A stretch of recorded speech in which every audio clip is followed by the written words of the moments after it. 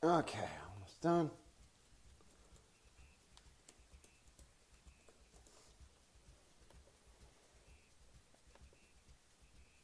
Hey, Shike. All right. All right. I let people know I've gone live. Let's bid this bad boy. Let's just dive right in. Yep. We are welcome to part 2 of building the Gundam unicorn, which yesterday or last time we worked on this, got to the torso and yeah, we just about managed to get a lot of it on, but still not ideal.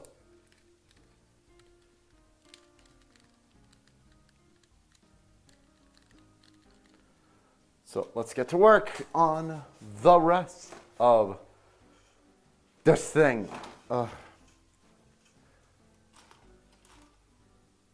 Otherwise, hope you all are doing incredibly well. Were you able to fix it at the end? Close enough. I'm hoping later on. As we continue building this thing, I can fix some of the other bits. I got most of it attached. Like I think I fixed the sliding mechanism.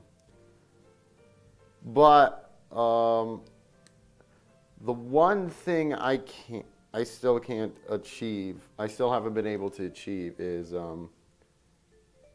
sort of getting like the little tabs on the shoulder plates completely attached.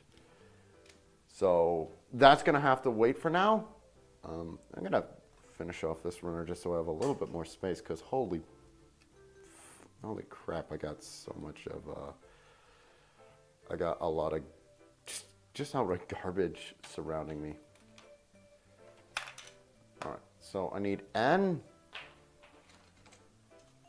Which one's N again? No. Okay, that's Q. Here we are. So we need U. I see you. Hey Nathan, hey Johnny. But yeah, in case you weren't here last time, this kit has been kind of kicking my ass. So we're gonna try and keep working on it. We're not losing hope.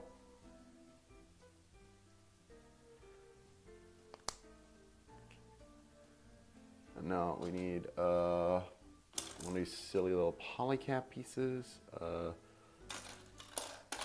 Not this one. This one. We need PC23.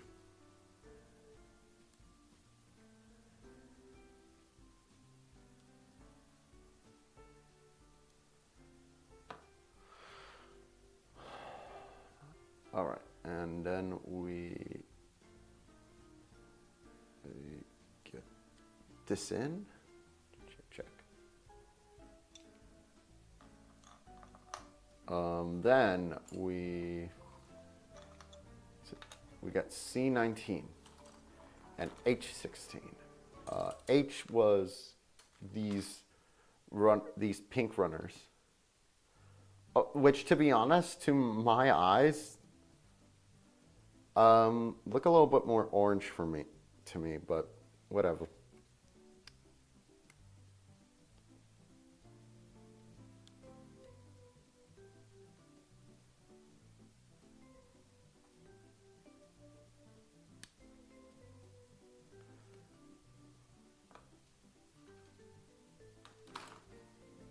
H19.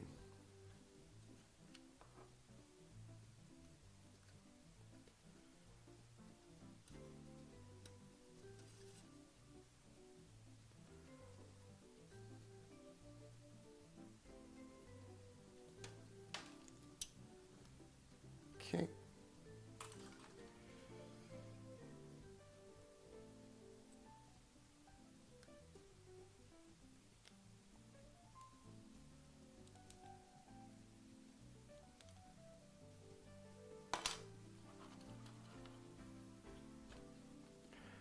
So now this part art's gonna attach onto here, it seems. A little bit like this.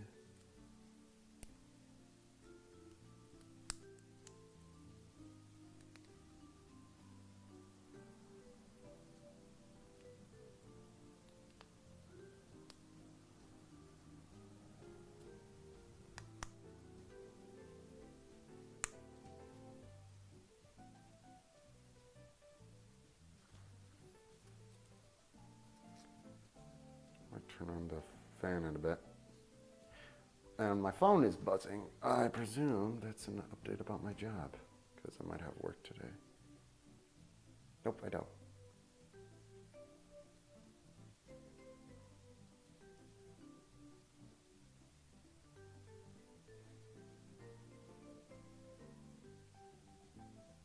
Nope, it was a text from wife, my lovely, lovely wife.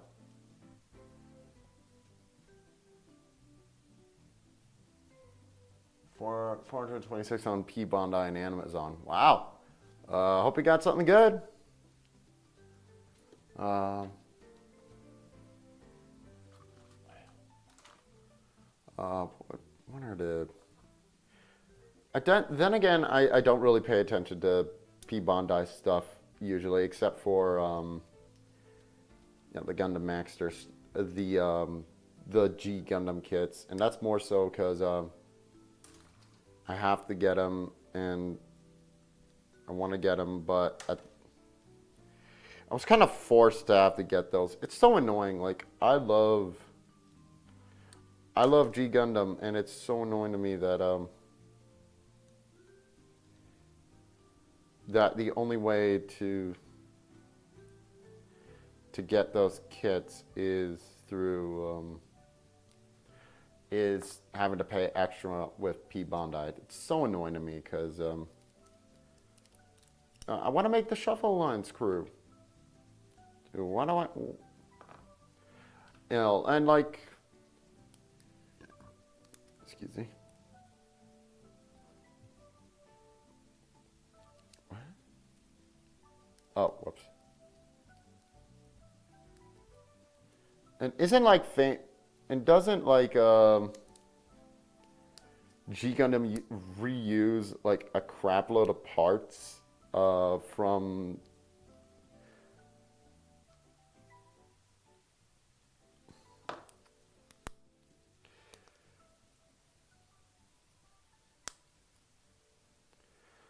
like G Gundam reuses so many parts from the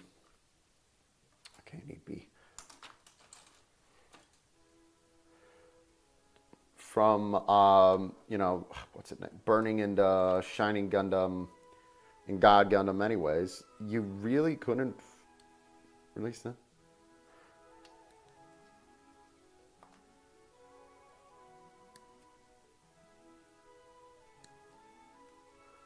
What if, oh my god, just had a horrifying thought. They're probably going to make Rising Gundam. If they ever make a new Rising Gundam, which is doubtful just because, I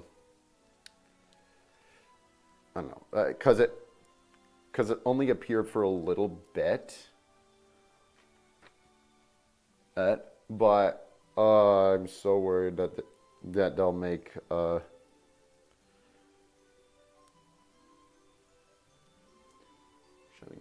hey, Chuffy, you finally got a Zaku, nice. I wish I was always talking about the model kits all the time, like you guys. It's all about also, Chuffy, it's not so much about like being rich also, it's also, you just gotta allocate your money well, that's the thing. And that's kind of more important. It's more so about allocating your money well.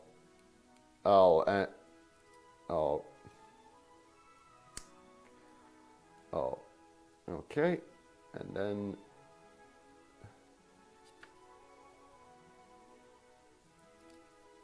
now how does, okay, ooh, I don't like that connection style. Don't like it. Don't like it. Anyways, I need N again. Pre-ordered HD Hydra, just wait for Mercury, ordered the Great Tall Gate suit, and the HD Wing Zero. Ah, so mostly high grades and like, fair enough.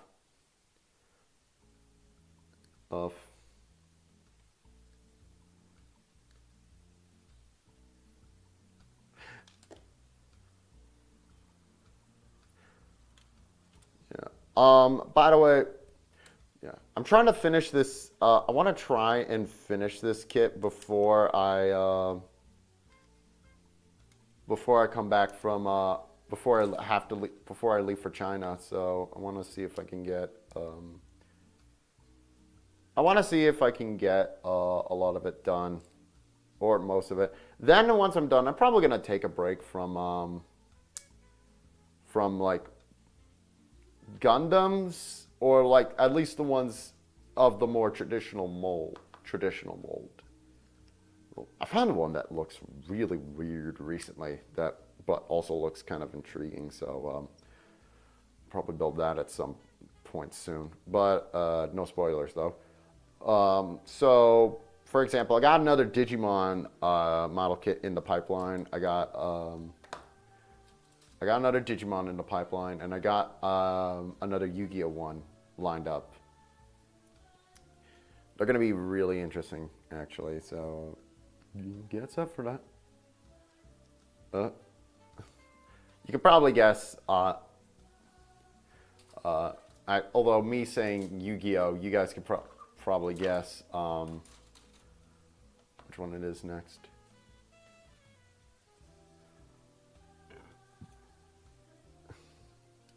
Actually, speaking of Yu-Gi-Oh! Model kits, I am tempted to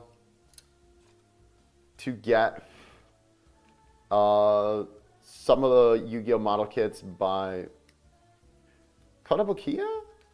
Is that the company? That's the company's name, I think. It was either Kotobukiya or Good Smile. They made a model kit of the access code talker, and it looks really interesting. And I am tempted to do to look at the one of, what's it called? Divine AA Arsenal Zeus, because that card is cool. And and the funny thing is, I very distinctly remember making that card. No, looking at that card and saying, "Oh, that'll be." I wonder if they'll ever do a model kit based on it. It looks so cool, and they did, but it's apparently not considered a very good model kit. But sometimes stuff like that intrigues me.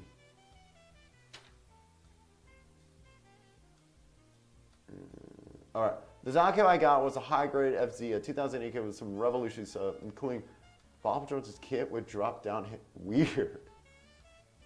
Code Talker got model kits? Yeah, Access Code Talker got a model kit. Fuck. No. Oh my god, no. No. Anger. I'll explain anger in a little bit, but I'm putting in the next bit of the wires, and not happy. And I'll explain why.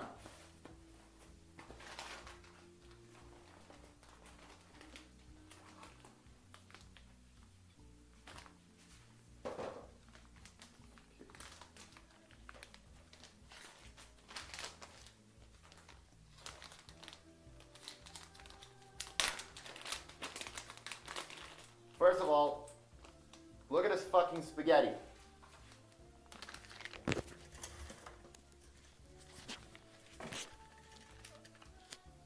Look at all this spaghetti. Did another piece fall off, or am I going crazy? Probably going crazy, to be honest.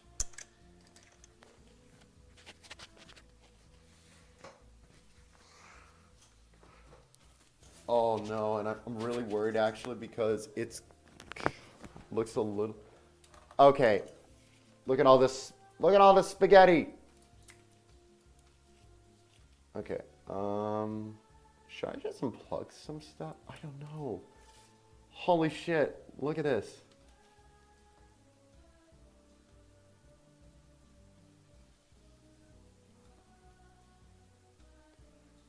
Yum spaghetti. Okay, I'm gonna unplug some of the. How do I? Can I even unplug some of this? Okay, yes. Ah! Okay. Phew, thank goodness. Put the rest of the spaghetti over here. Okay. That's. We got chests. Okay, we put. Okay, so those are the LEDs. Do I put the LEDs in like this or like this? I presume, no, that looks more right. Yeah, actually that is right because we got this disgusting, all this disgusting spaghetti. It's just so much spaghetti.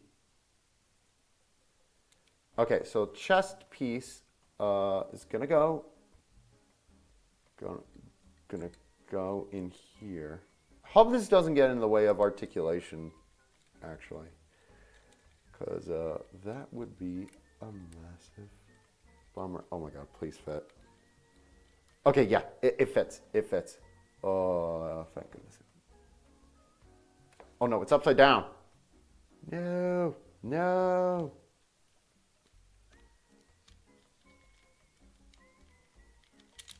Oh, I gotta be careful. I want to be very. Okay, yeah, that's how it's supposed to go because it fits in a lot better. And this fucking thing.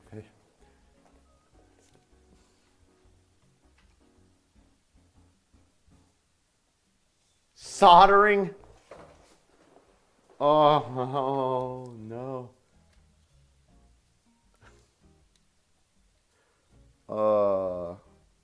Soldering, more like sawed off. Okay, I am so not an electrician, man.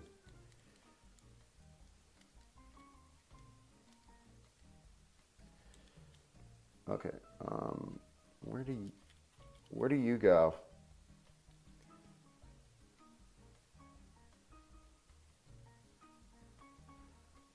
Okay, we got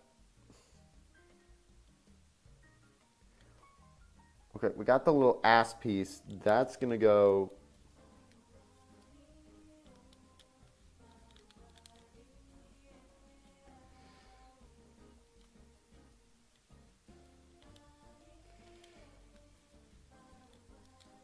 Okay, that's gonna go in there.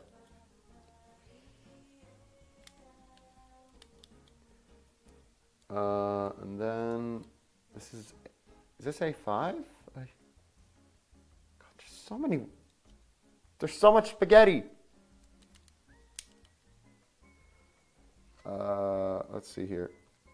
Okay, I think this bit goes out, and then we got this, and then we got this bit. I think this bit goes inside the grommet, like the little plastic grommets here.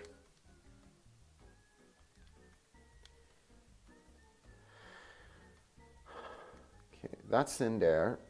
There should be, and then this bit.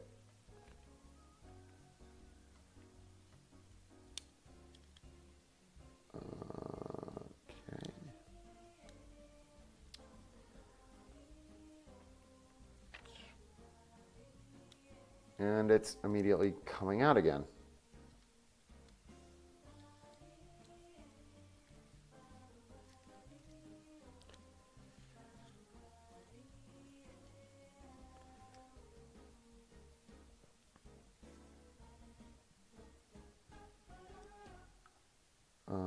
Then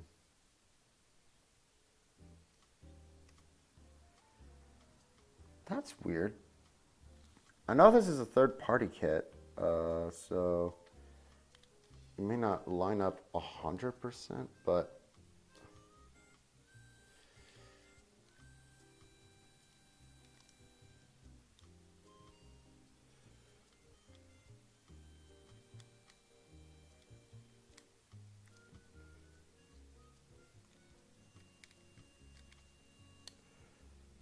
okay, so that's the backpack. I think that's this.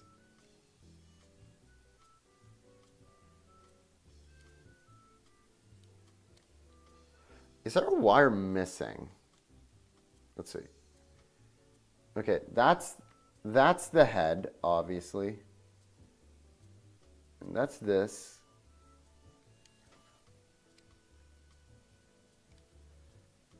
Oh, that's why I wasn't attaching. I'm an idiot. Oh, I'm just a fool. Okay, that's attaching. That's attaching. Okay, so we got A3. Yeah, okay, we've matched it up with the picture. Thank goodness. Doingy, doingy. Okay. So now what?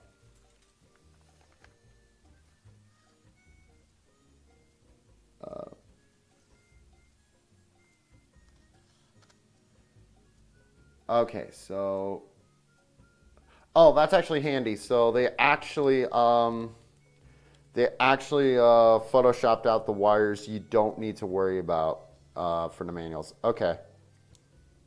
These instructions have not been the best so far, but I do massively appreciate that. Get into grommet.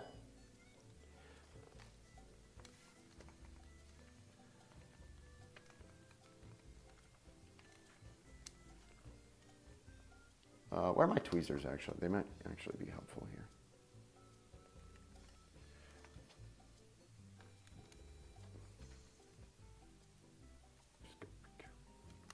There we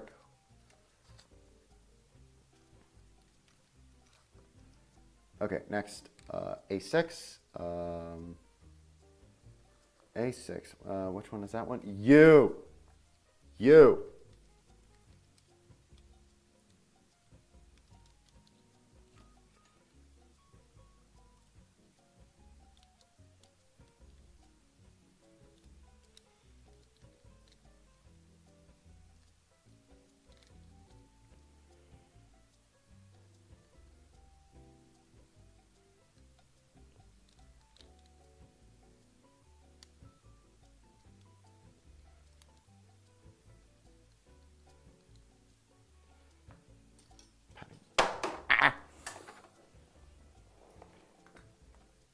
Okay.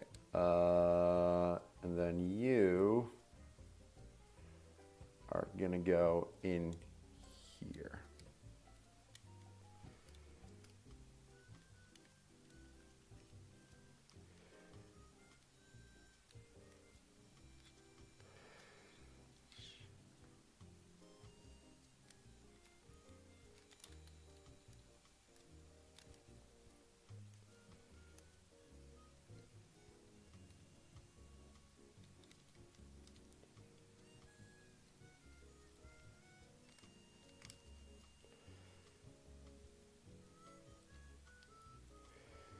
Okay. Spaghetti almost neutralized.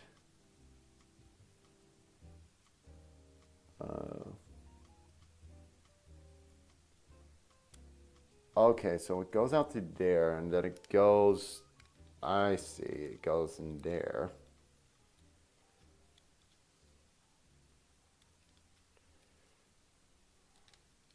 I think. Yeah, it just kind of loops under there. Weird.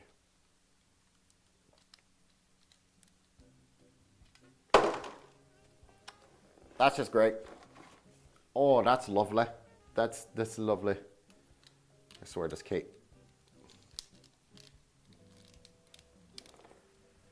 Okay. Let's see here. What the fuck are we doing? Oh, I don't have to.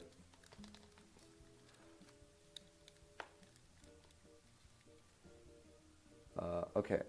And then let's see here. So now where's this one go? So now we take this one here, and this one came loose again.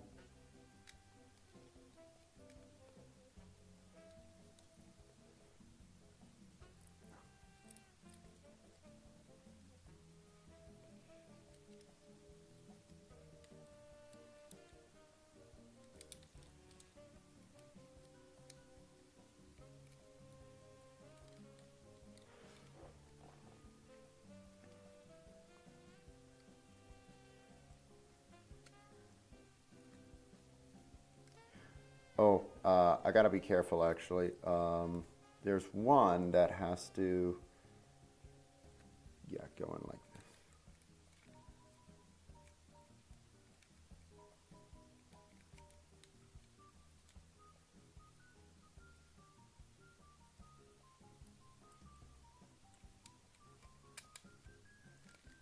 There we go.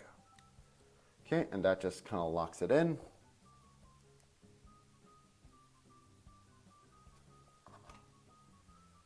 And then we get this bit here. Loop it up and over. And then we just attach it. How does it attach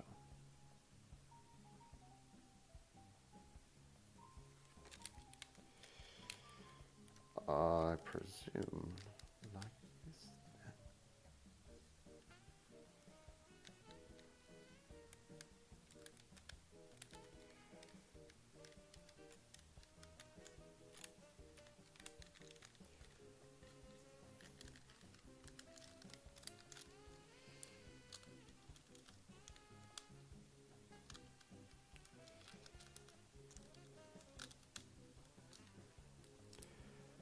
Do I have to spread it out even more? Oh my God. Any more, it's gonna shatter.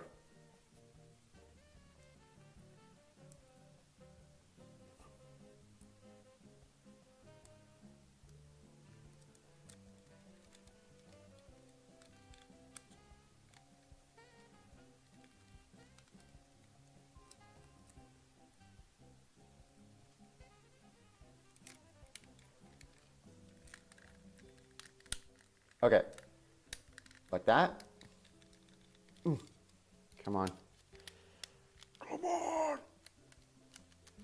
The problem with these instructions, to kind of make it clear what the problem is, they really don't tell you how things are supposed to attach.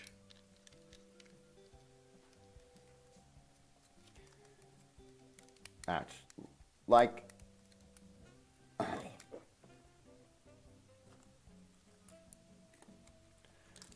supposed to go out even further.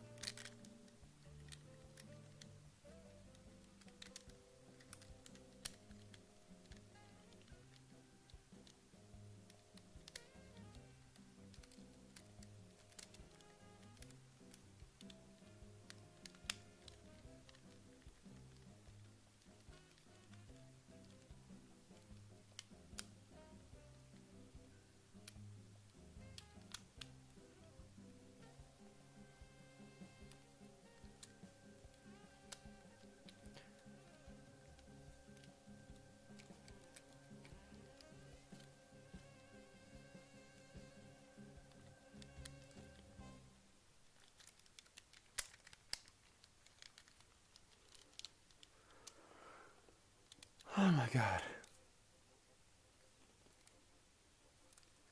Yeah, how is this supposed to attach?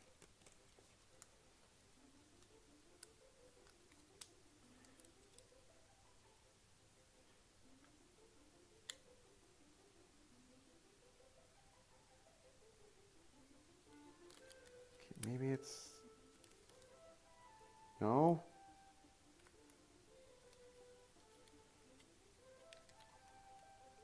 Like this? Ah, that's it, I think.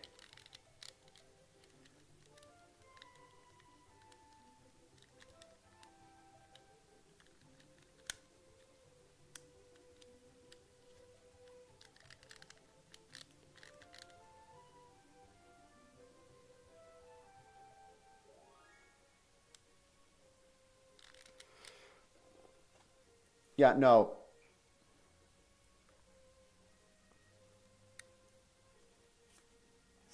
Is that how it works?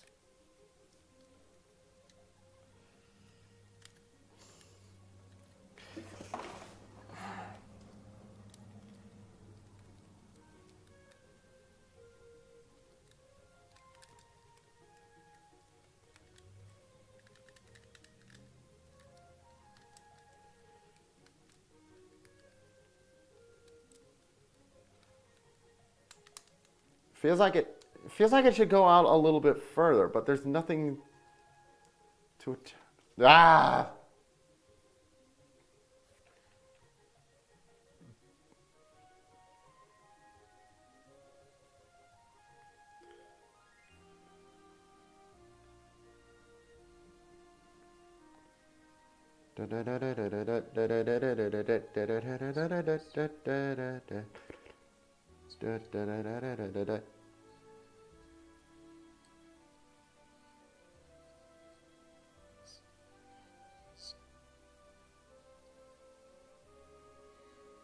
Blah, blah, blah.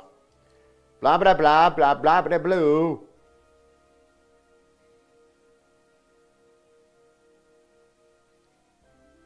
Sir, I'm very glad that you've got all the wiring, but please show me how this stupid piece is supposed to connect. He's still struggling with the wires. Come on. Oh, here we go, I think. Okay, how's it?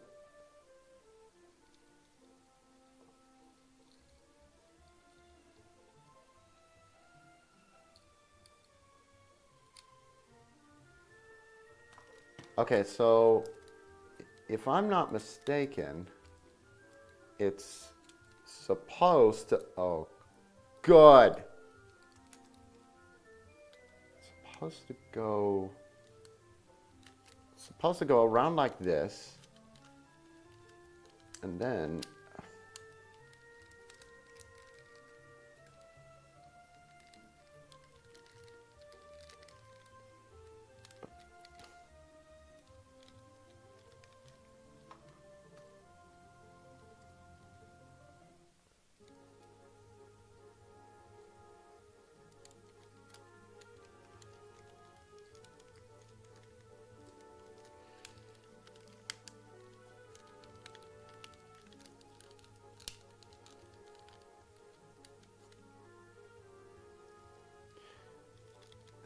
it's supposed to go.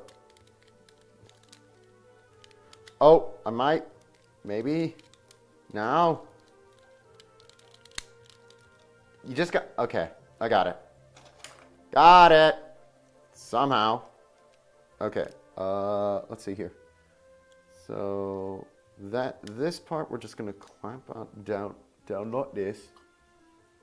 We need another, uh-oh.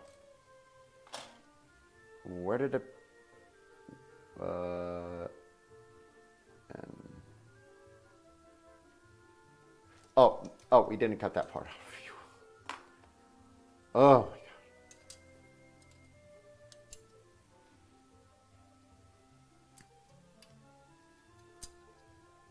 Why are we neutralizing the spaghetti instead of eating it? Dude, this is dangerous spaghetti. Dangerous spaghetti, God.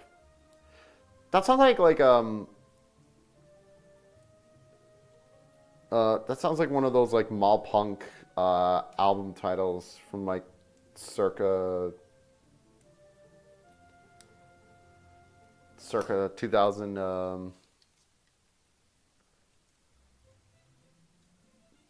2001, I'd say. Yeah, 2001. Like,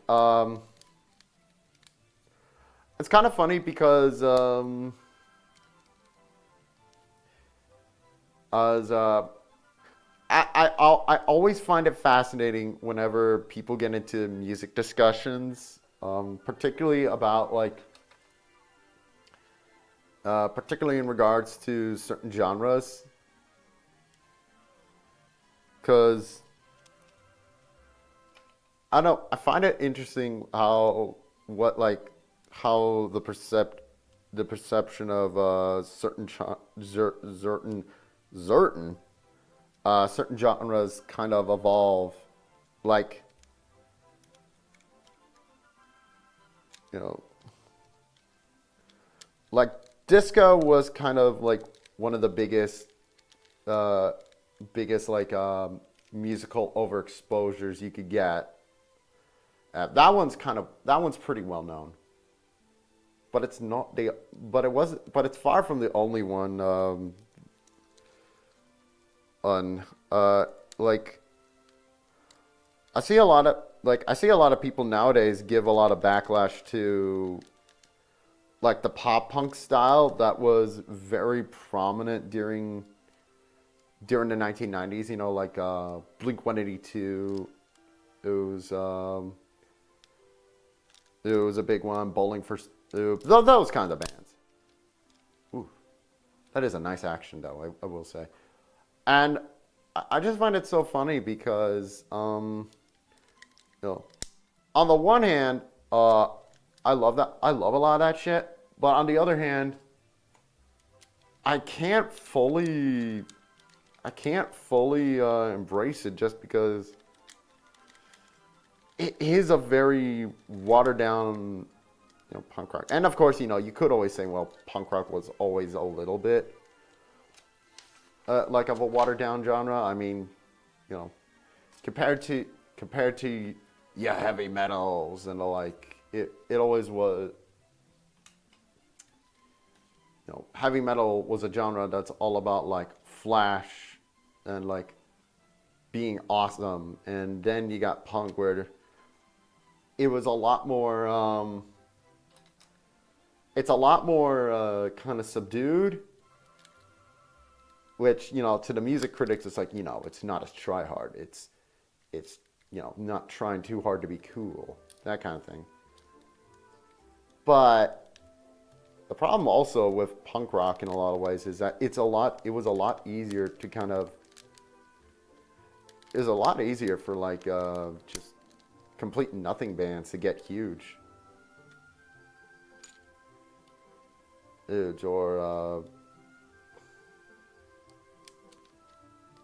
Or bands that were just very commercial too. I don't know.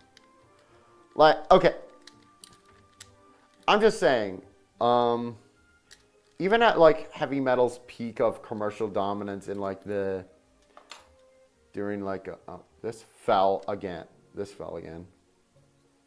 I'm a little bit worried. Like,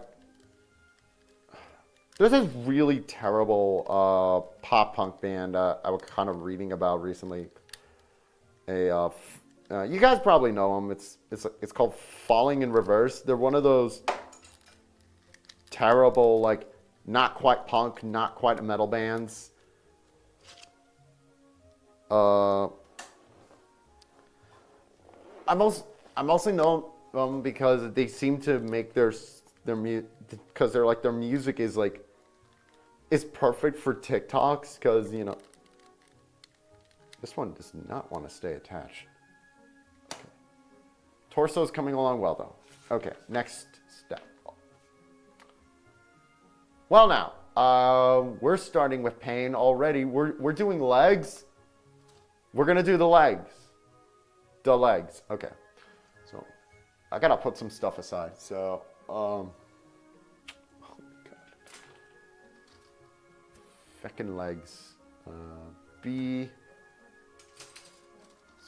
What parts do I need to keep? I don't need N.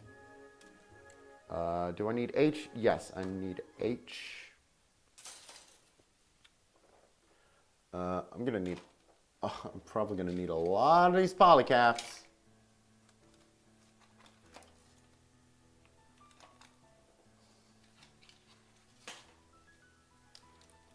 Do I need J? No, I don't need J. Will I need Q? Yeah, I'm gonna need Q, and I'm gonna need G too. I need. All right. So, what parts do I need now? I'm gonna need K.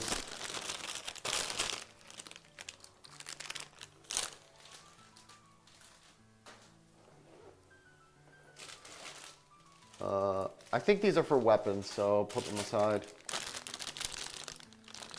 Do I need F? I do.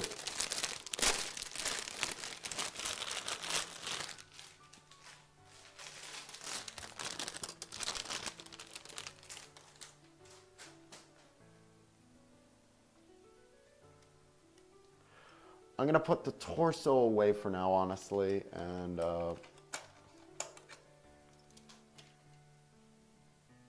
put away a lot of these wiry bits.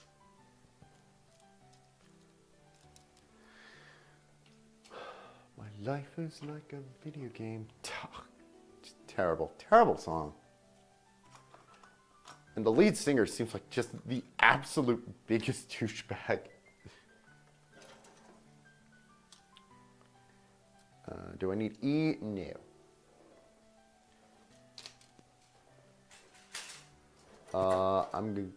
This seems like a part I need. M2. Yeah, we're gonna need M2 later. In fact, we're probably gonna need a M1. Yeah.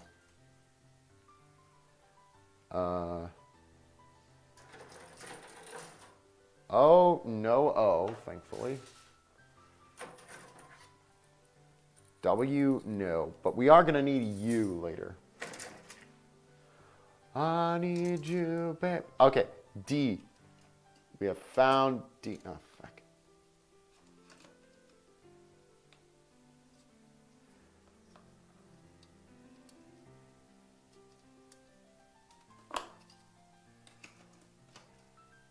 D. T1. Oh, we actually do need these.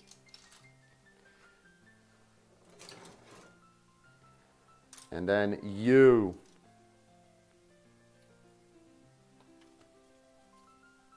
I need 2 U's.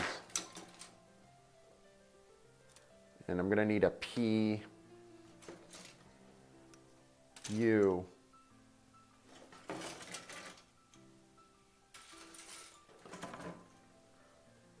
And am I going to need I? Yeah, I am.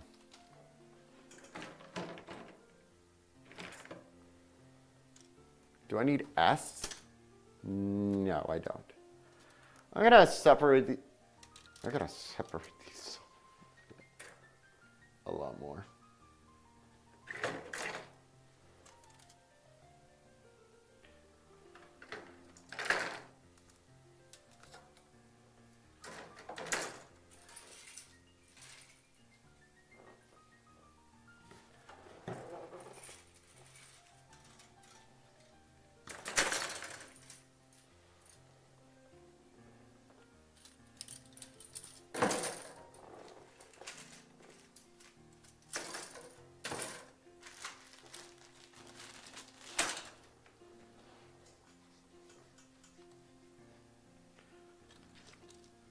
We need G.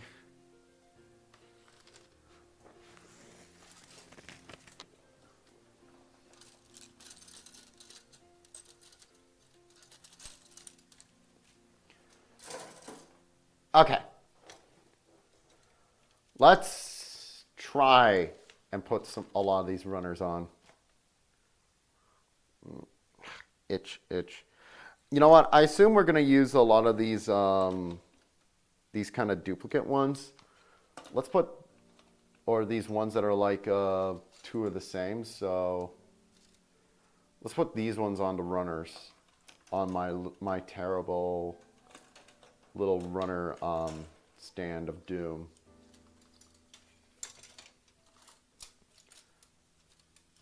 Or at least try, keyword being try to.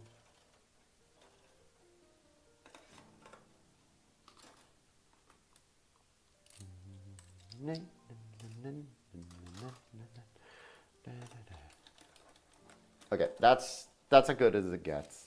So, the fuck am I doing? All right, I need you.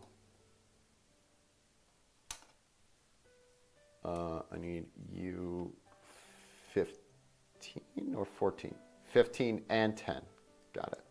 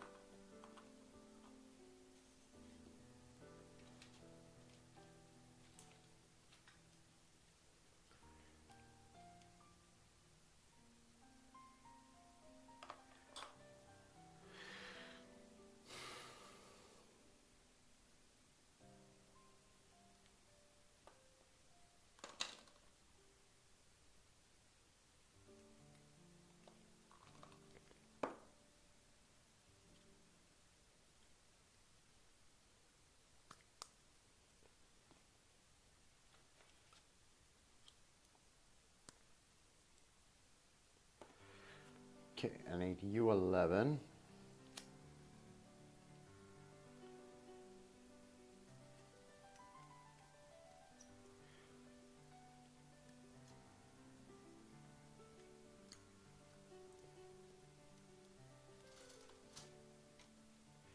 And U14.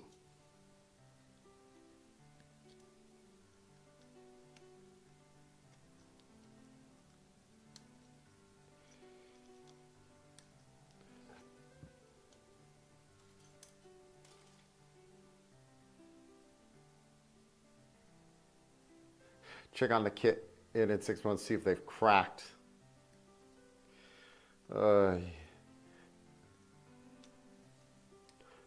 It's so funny with polycaps because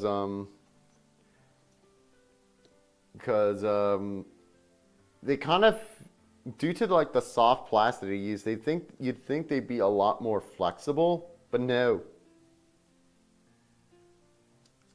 I haven't had any crack yet, but it is kind of amusing to me, just the sheer fact that polycaps were one of those things where if you look at Bandai's history or like a little bit of Gundam history, they were really important when they first came out, and now it's like a lot of fans.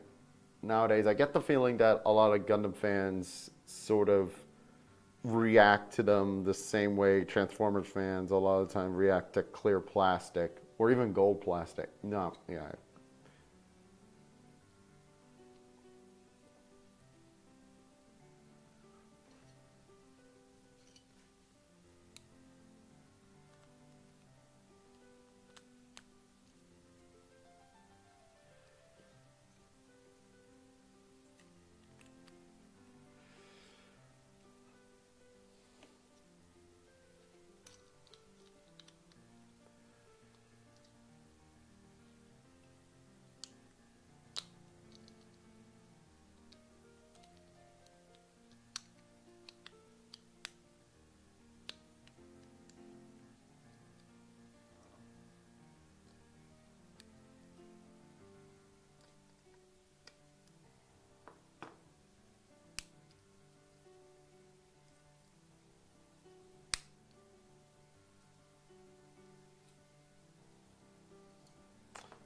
Click it. There are a lot of polycaps in this one too, so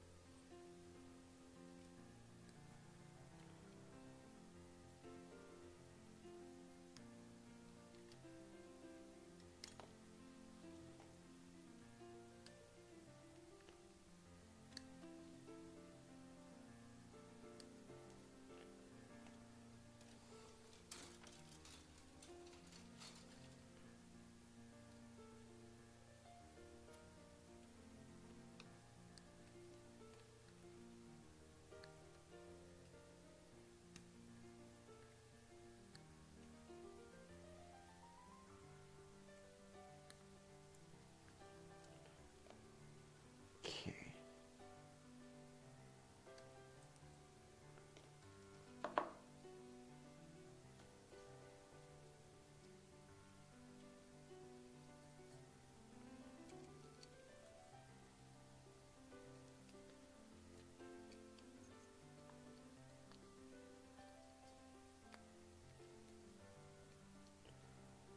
This guy gonna have a big old boot.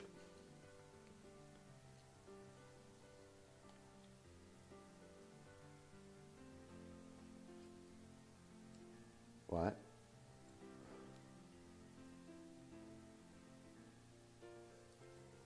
What?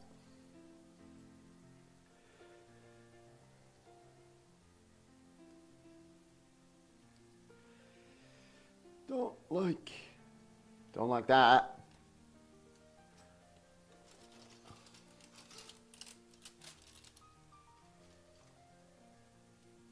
I'm just gonna get a M24.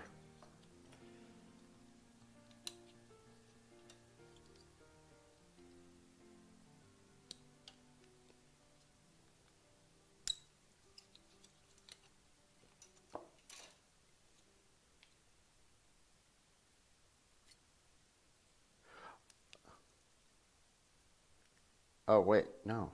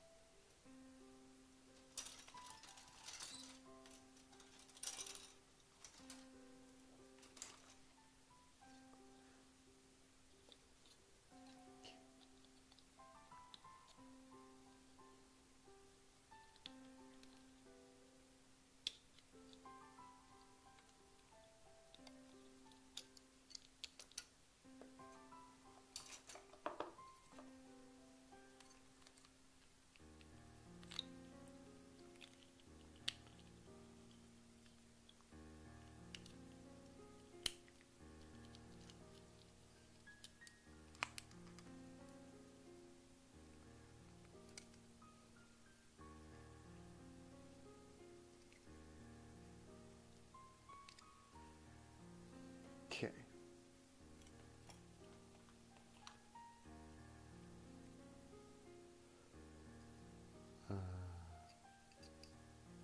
What was I doing?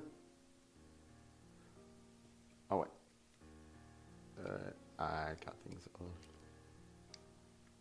I will say, when this foot is complete, it's going to be quite an impressive foot.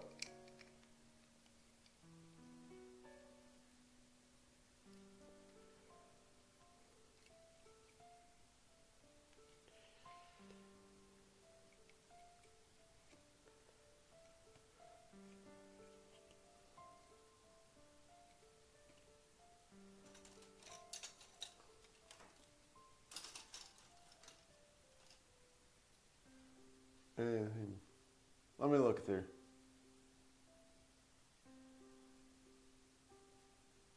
Blue or red? Blue. We're blue. We are blue.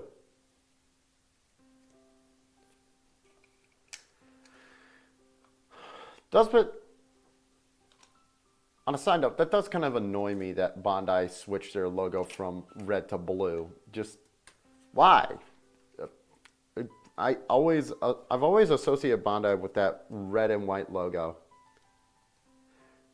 Because Bandai would advertise the fact that we're Japanese quite a bit in the commercials. You know, they'd have like that Bandai, and then that little Japanese guitar, that little shamisen sting.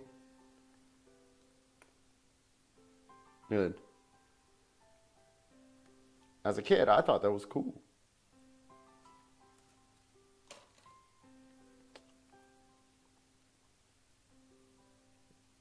And it made sense to do that at the time. That was at a time when, like, you know, a lot of like Japanese stuff was was seen as hip and cool and trendy.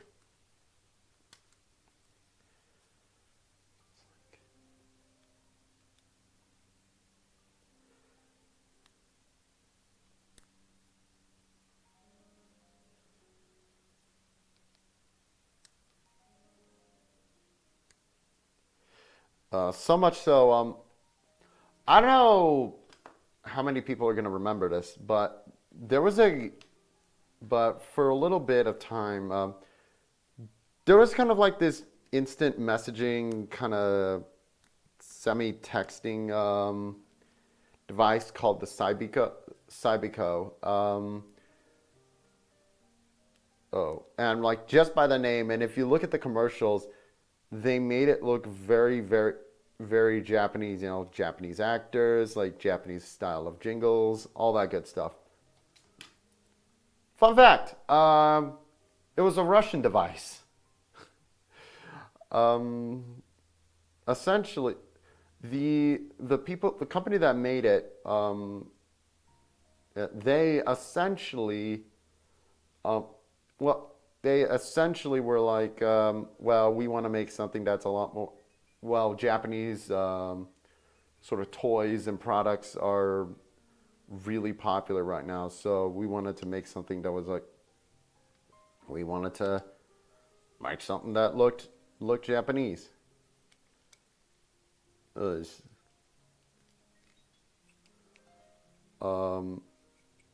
Nowadays, yeah, the company was actually Russian, and it kind of made sense. This was like post. This was still, you know, Cold War was still fresh in people's minds, and so there was that.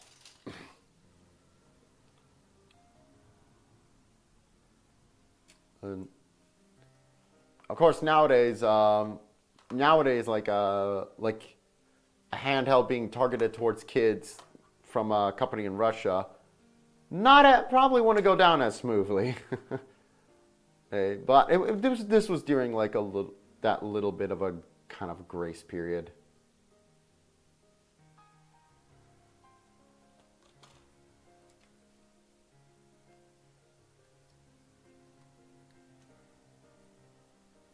I guess that came from the logo. As the plastic change came with a grin. Older kids from one hole still feel like washed up Florida beach plastic.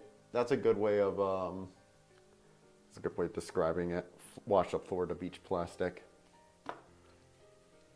I like to call it scrapey plastic. Like, it's that style of plastic where it has a very distinct sound as it scrapes.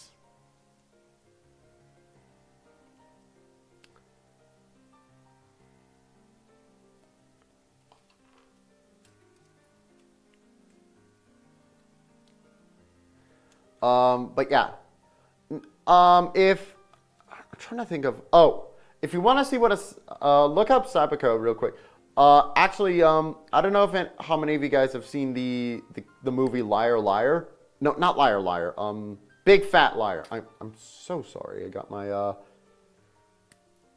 my movies confused. But they use a Cyberco in the beginning of the movie, where the characters when the characters are kind of texting each other. Or it's a very random. It was a very random bit of product placement.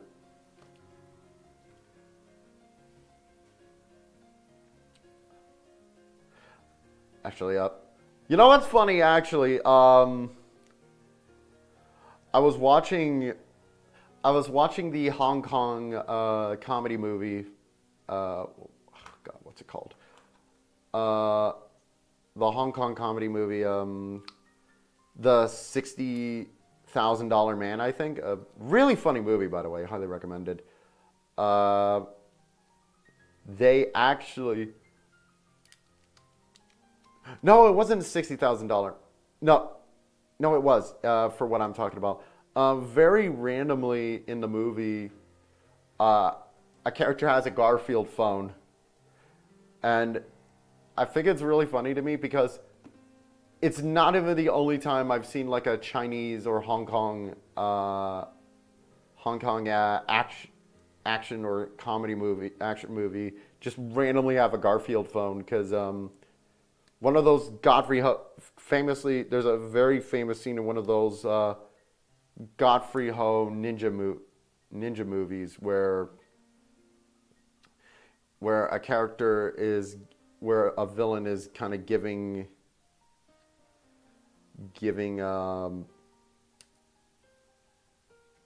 like a very serious speech, and the other character is just casually using a Garfield phone.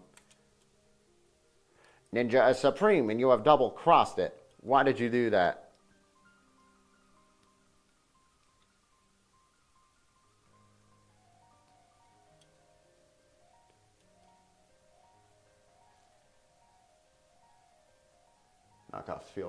knockoffs feel better than the MG Gelgoog. Thanks for the warning there.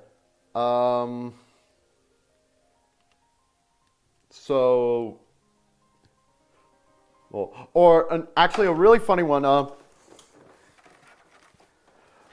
The Hong Kong.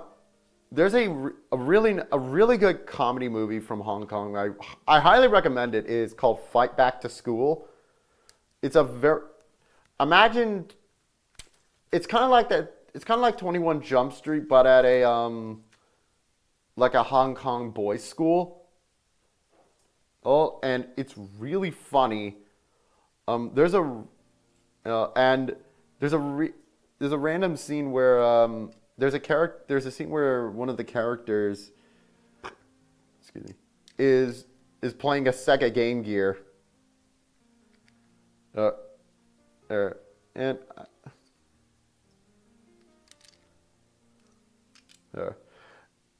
And the kind of funny thing is sometimes companies are really picky about when their products are actually kind of featured in some movies.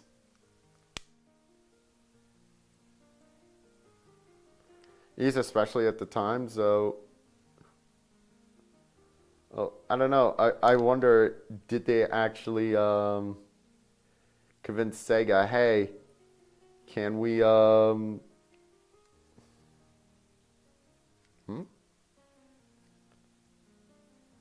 Oh God, I think I fucked.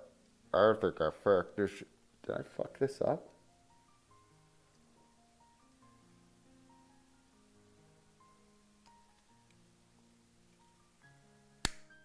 No. Oh. Just kind of click it in.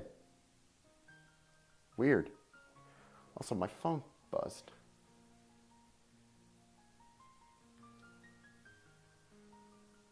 Specifically the 1.0 Gelgoog. Well, you gotta remember that's like early days of master grades, so that's not too surprising. And I picked up the wrong foot.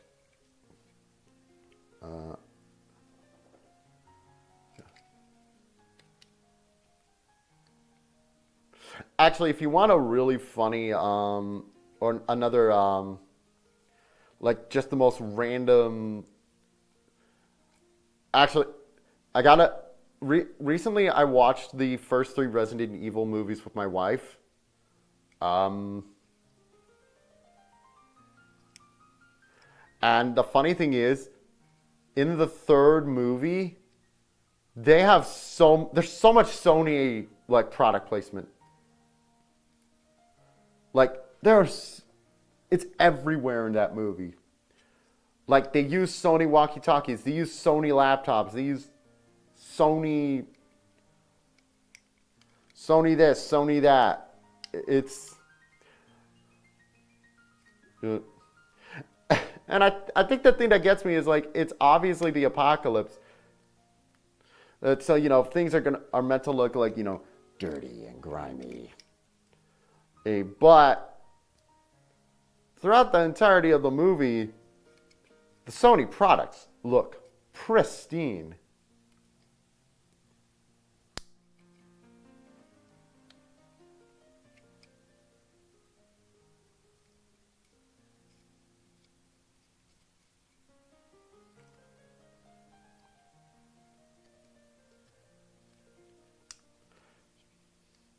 I always love that when, like, you know, apocalypse kind of movies have just random product placement. It even happens in like the rebuild of Evangelion movies because like Doritos show up.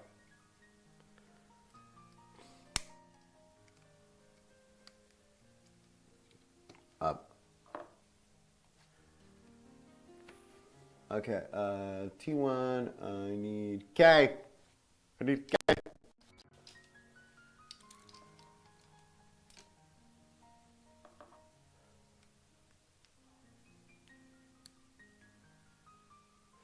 Okay, so I'm curious, guys. What are some of the worst product placements you've ever seen for a movie? Because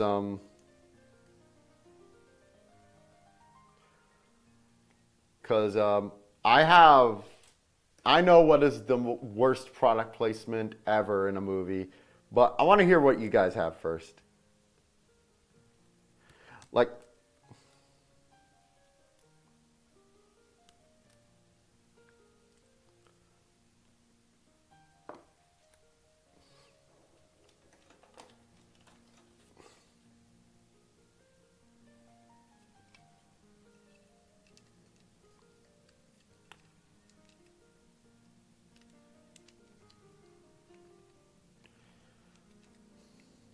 um, and just to clarify, if I not, to be honest, I can't really remember.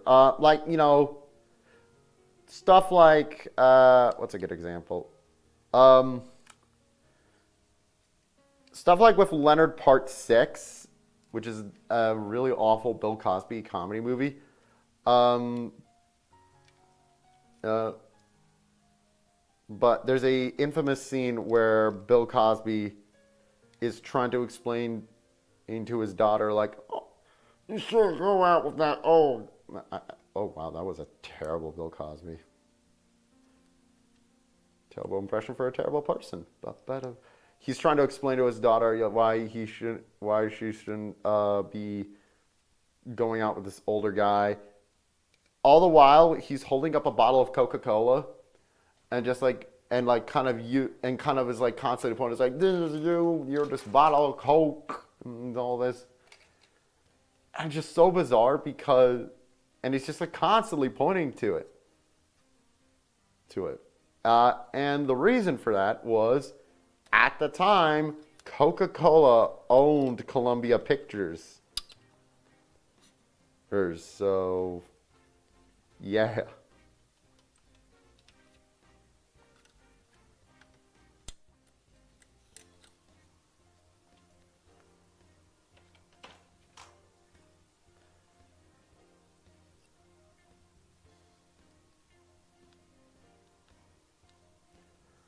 Coca-Cola. That. Okay. I'll tell you what the worst one I've ever seen is. It's so funny. It's from this terrible dance movie. Well, okay, most dance movies are already terrible. Let's not even kid ourselves. But this one in particular called Battle of the Year 3D. It stars Josh Peck, and yes, that Josh Peck, as like this like, you know, manager who wants to kind of like show off his talented dancing team. There's a scene where he's talking to this guy, like, because he's trying to find like sponsorships. He's like, have you ever heard of Planet B-Boy? Oi. And the guy's like, oh, no. Oh, it's this great documentary about b-boying and breakdancing. Here, give me that. And he grabs this probably Sony tablet from the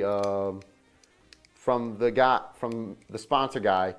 He pulls up Netflix, like actual freaking Netflix, and goes on the page for the documentary Planet B-Boy, and then he projects it onto what I think was a Sony TV, because of course, and they actually watch a bit like a montage from Planet B-Boy.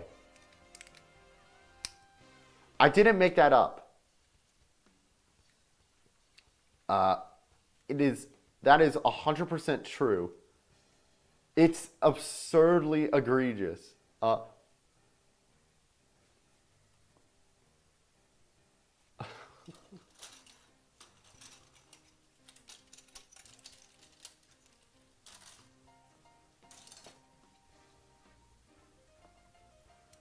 It's a terrible title too. Battle of the Year 3D. Because it kind of gives you no implication about what the movie's actually about.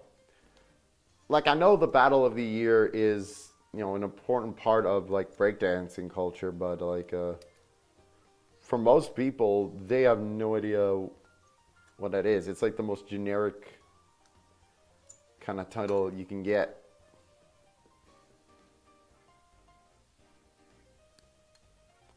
And it had no like actor outside of Josh Peck. It didn't really have any like big name actors they can rely on either.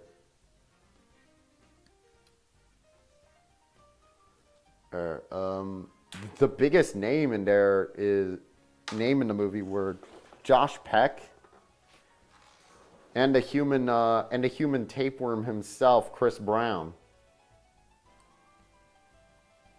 So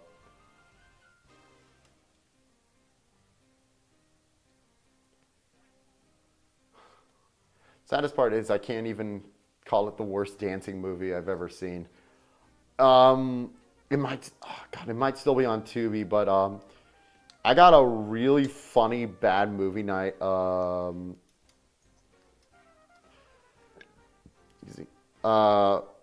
Movie for you guys. Look up the movie. I hope it's still on Tubi. Please let it still be on Tubi. Watch the movie Dancin' It's On. Dancin' It's On is a hilariously like amateurish, terrible dance movie. Which, you know, as I stated before, the standards aren't exactly high for dance movies, but Dancin' It's On is incredible.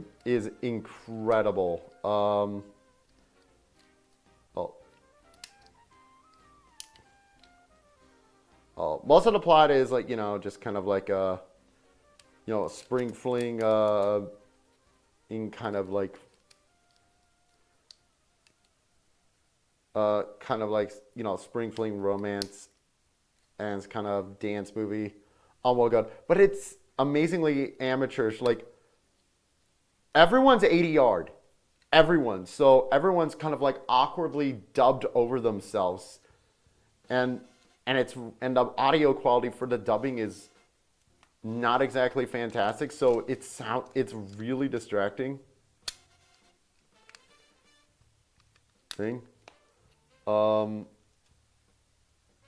And all of the music in the movie too is like weirdly like reverbed. So it sounds absolutely bizarre. It sounds horrible, and then there's this character called the Captain who I can only describe as a mixture of like a wise kung fu master, one of the racist robots from Transformers 2, and Jar Jar Binks. And with some breakdancing, who he gives like fortune cookie advice, and then he just kind of does a little stupid dance. That's the character. Hello, Popo Evie. Good luck. Hey, Big Strain. Have fun. Oh, okay. Banshee Nor Mr. Druperla. Kits I built. I'm glad you really like it. I had some issues, shall we say, during construction, but so far today's been a lot better. So,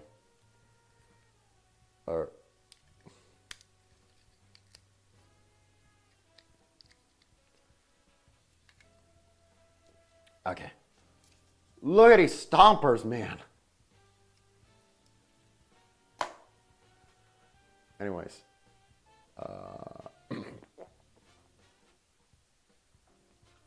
I want the PG along with the expansion pack.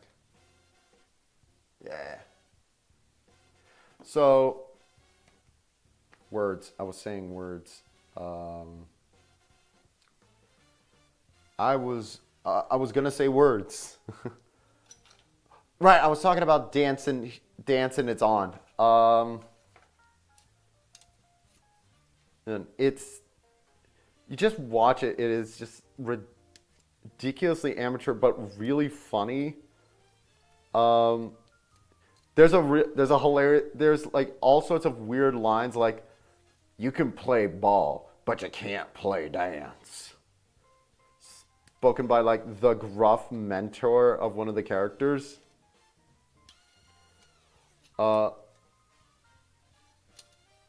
there's one of the songs, like the big romantic ballad, has the line, "I would walk 1,000 miles to be with you," and it's like, okay, that's normal. And then there's a lyric like, "I will even try being a lesbian," and it's like, what? Excuse me? Say that lyric again.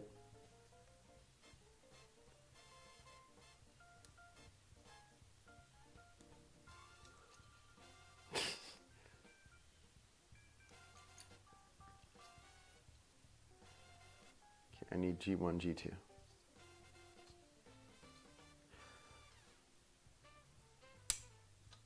Or there's a scene where the character kind of angrily like angrily twirls about because they do that stupid cliche where like the main characters can't see each other because of like because like they forced a breakup or something. And first of all, the song is kind of rapped entirely like the song is rapped entirely like that one rap segment, the one rap segment of "Bring Me to Life." You know the ooh, that, and then. But what's funny is all the like, he angrily twirls about and like tries to wreck furniture, but he wrecks it so very lightly, probably so that they don't get sued or they don't have to pay for damages by whatever hotel, whatever the hotel thought letting them film there would be a good idea. Okay, just watch. Go on Tubi, wherever it is, and watch Dancing It's On. You will have so much fun.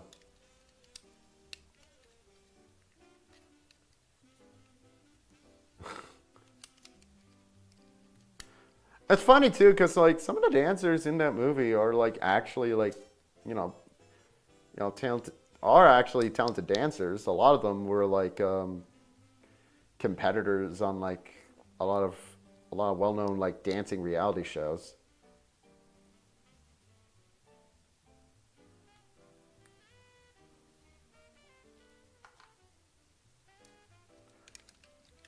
So it's like they kind of know, they know what they're doing, but at the same time, but that doesn't make them good actors.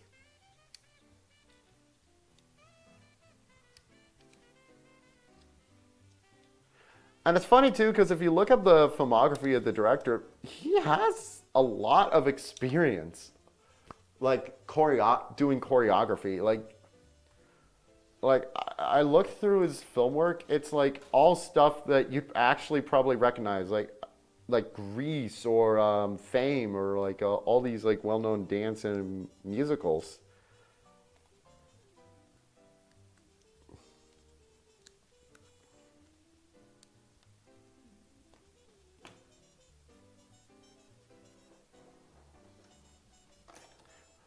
Oh.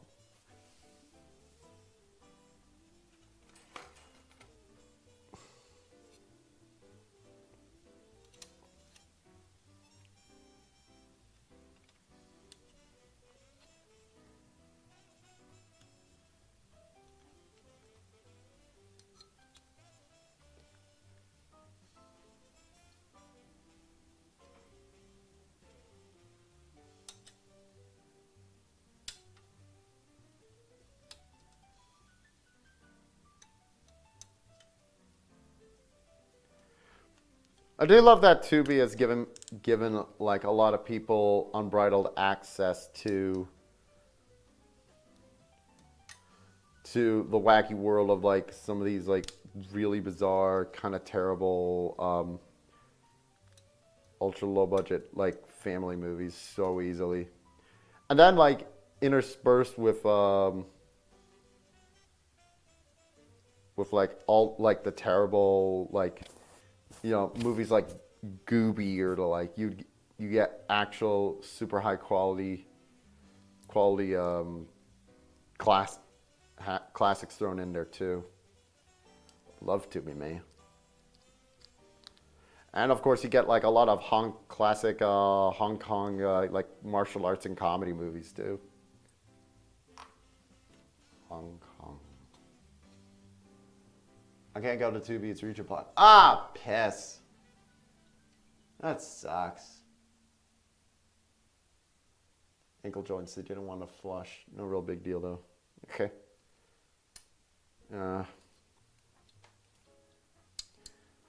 That sucks, Shike. Well, luckily, this video is brought to you by ExpressVPN. No.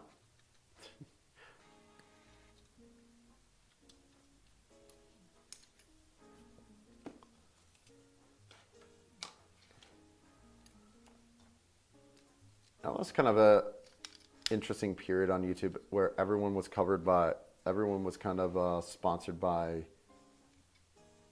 VPNs. And to be fair, VPNs are a lot better of a thing to be sponsored by than like, what's that really, BetterHelp. Yeah, like if it's so crazy to me that that BetterHelp, you still see BetterHelp sponsoring videos, because like nowadays everybody and their mother knows how bad BetterHelp is. It's like getting food sponsorships, you know, that's going to ultimately be down to like personal preference.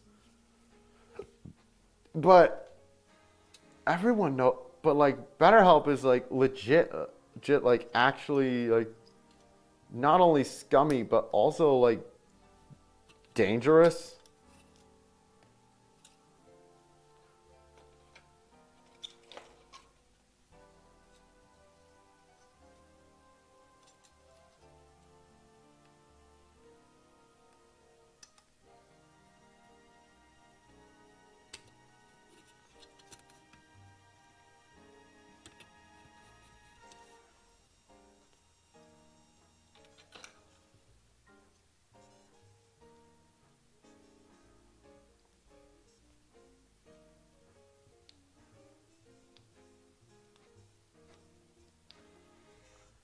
Someone's texting me.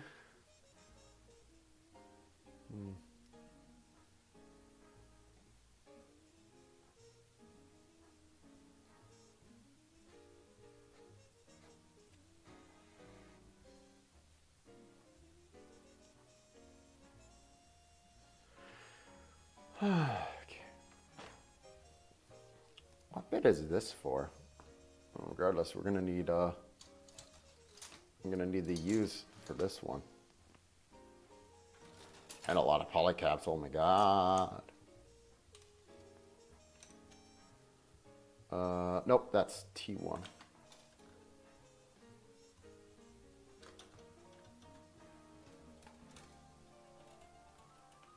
That's F. K.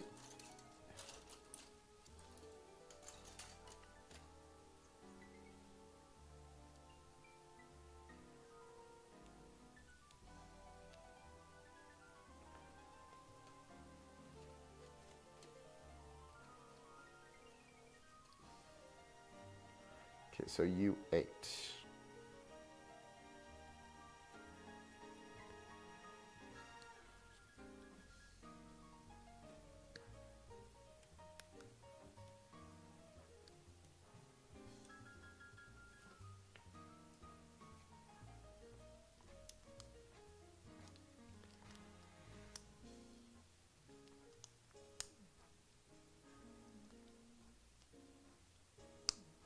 Okay. God, this piece is This is such a funky kit. And granted, a lot of it is because this is, you know, while this may not be my first rodeo with modeling kits, this is my first rodeo with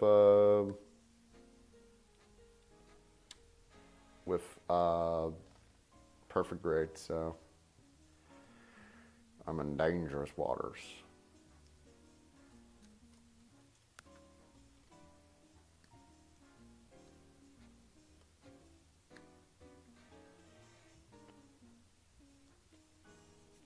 Ah, itchy.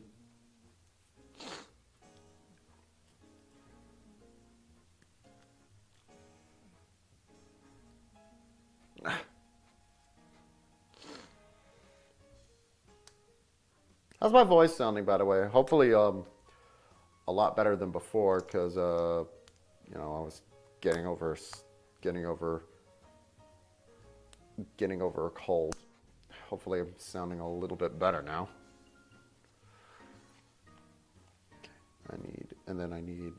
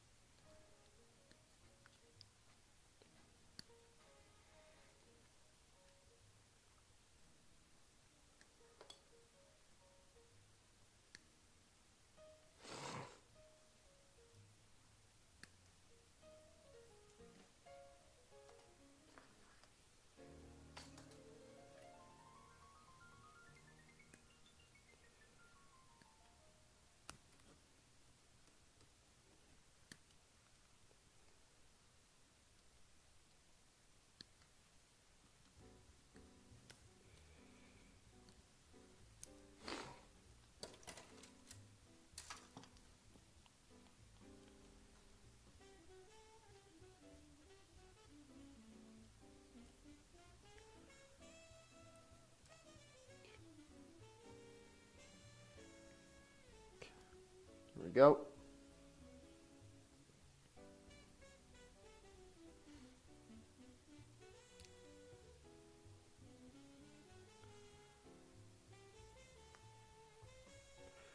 Clip a man. Whoa. Why am I? Oh, what's quite normal now? Give us your data VPN. Yeah. Yeah, you might need a VPN for that. What VPN?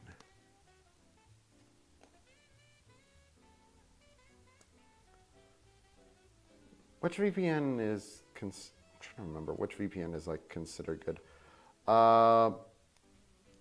There's this one it's like Mullard or something. And that one is very, very popular. And they seem to be the one that's like the most dedicated to privacy. Like ridiculously so. If I remember right, they actually have a thing where you can actually send cash to them, and then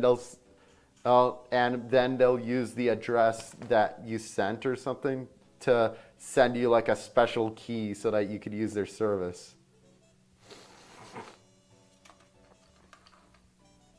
Which is a little bit extra, but you know what? I appreciate the dedication. I hope I'm able to finish the legs today, because how many more pages is it? Balls.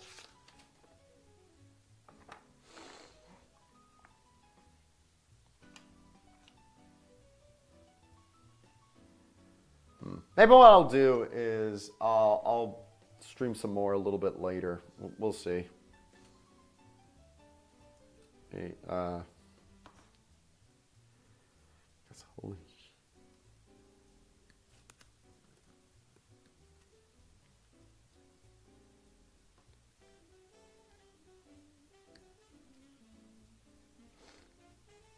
U2, and then we need U1. What part is this for, even?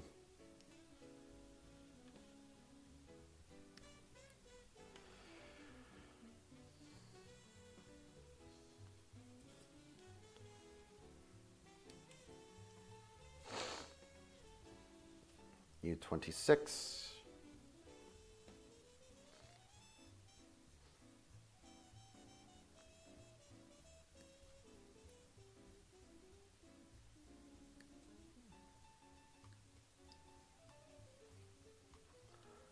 Then we need palm. Ladies and gentlemen, palm number 5.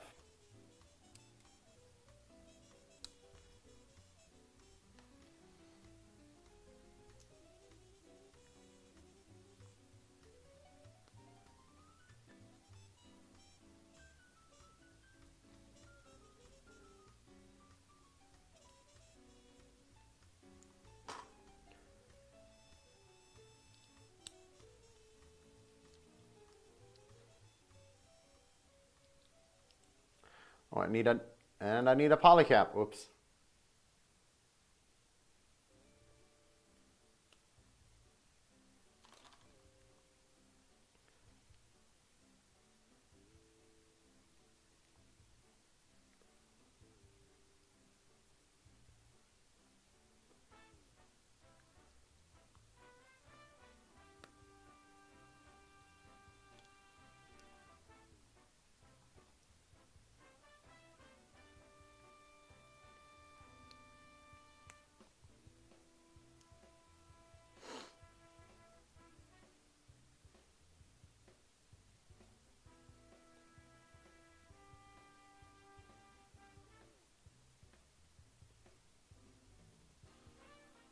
Oh, wait.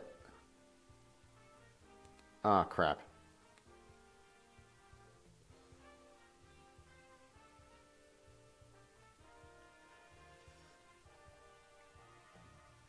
Gotcha. Okay.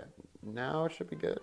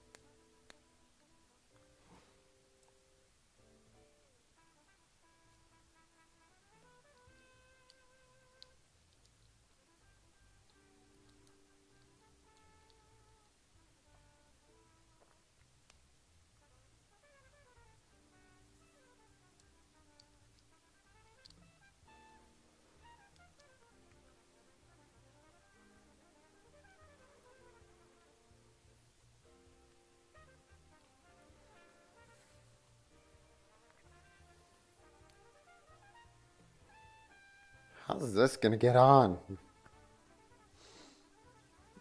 you have an Insta? I'll add you. I have a Discord. It's in my Discord link.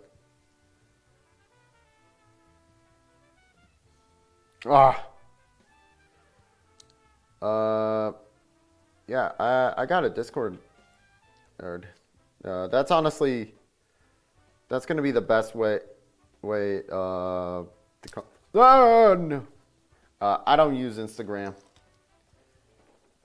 Oh shit. Oh shit.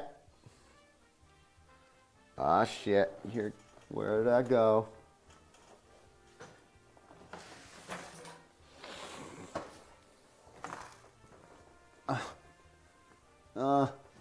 Where? Where? Where? Where?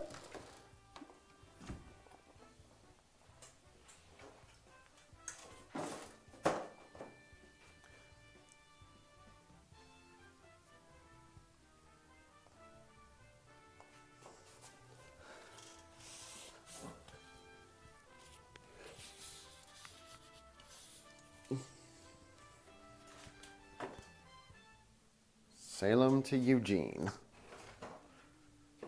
So, oh.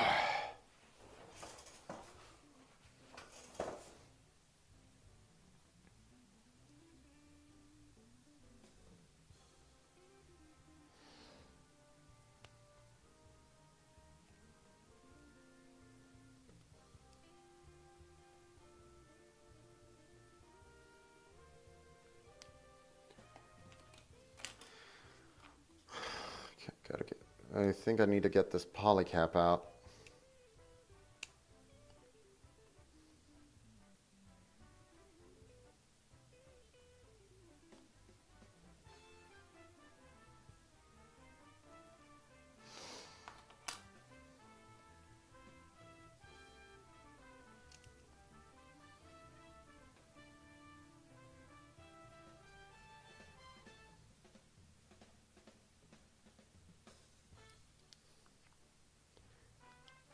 How does it get in there?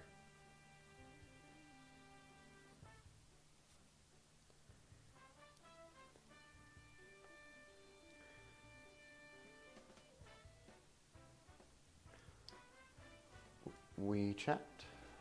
That's my wife.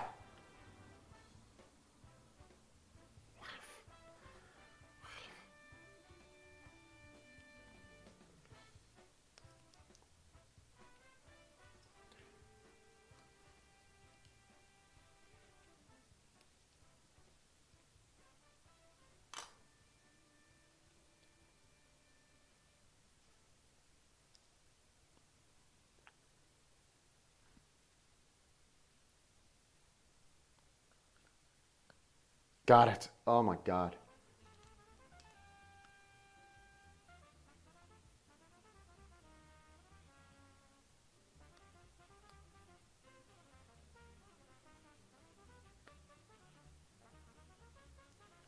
What the hell is this bit?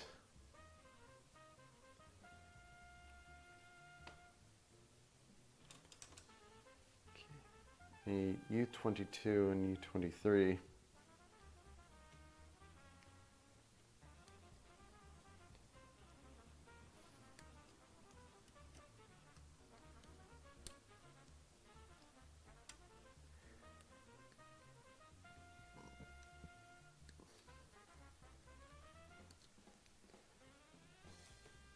Okay, these bits gotta click on together.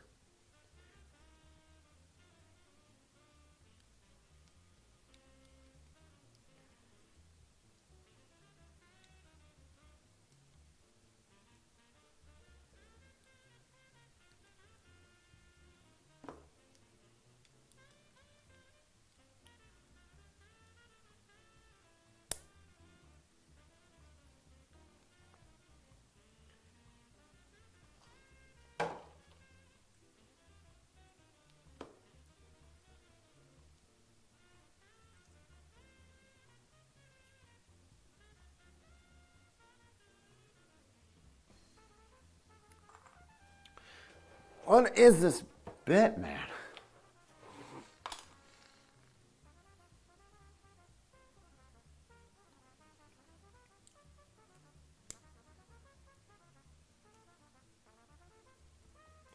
I swear, whatever we're making here, it better be freaking worth it.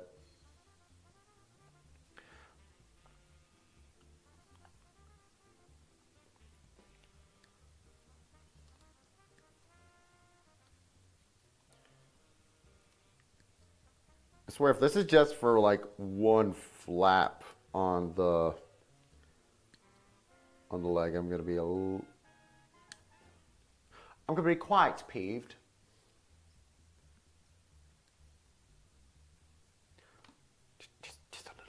Just a little peeved.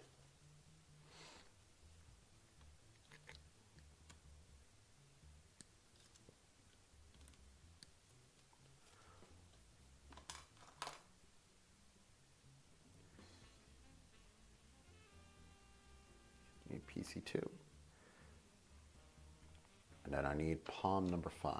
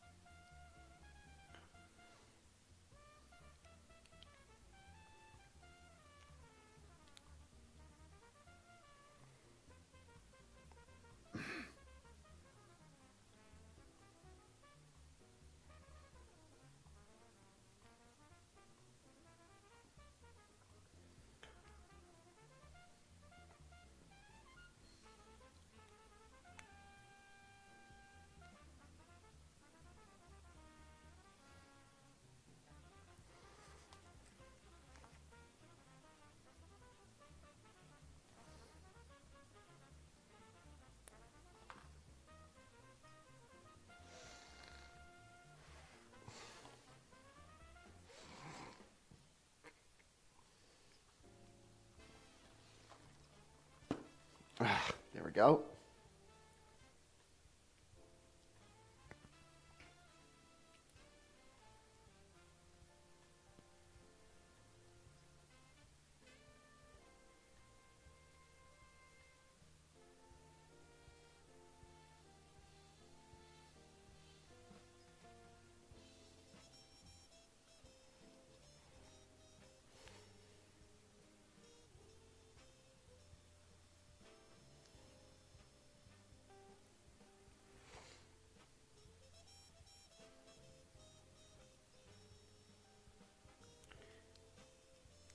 Okay, let's see.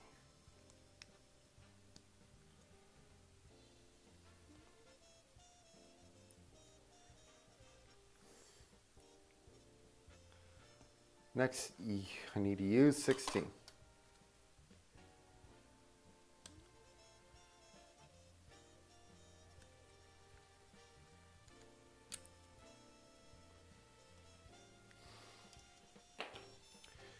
Then I need a bunch of polycaps.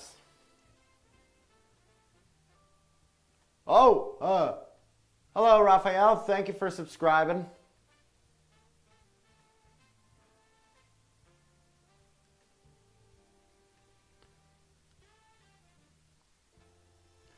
Thank you, friend.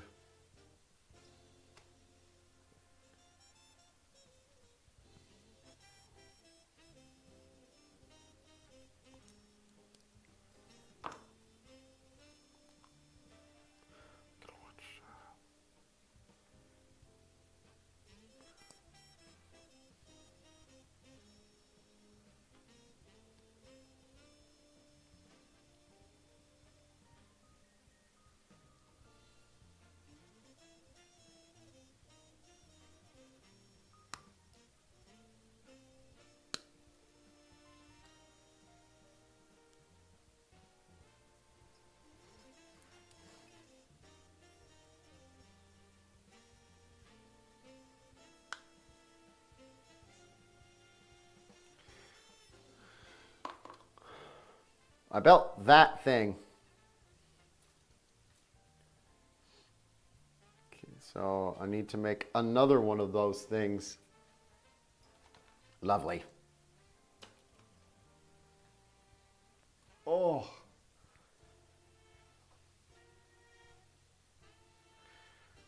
Tell you what, this kit kicks your ass. Okay, question. Question for you guys. What is the hardest model kit or hardest Gunpla, figure rise, whatever, hardest one you've ever built? I'm curious.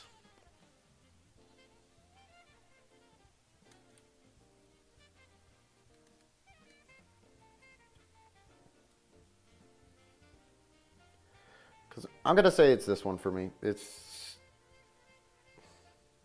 just a lot going on. Let me get this one out of the way. So where are my polycaps?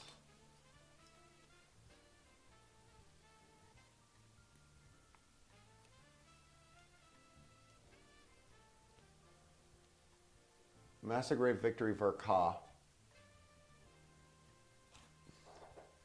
Earth Mode Optimus Prime Perfect Grade hands down. That's a thing? That's a thing. I never heard about this.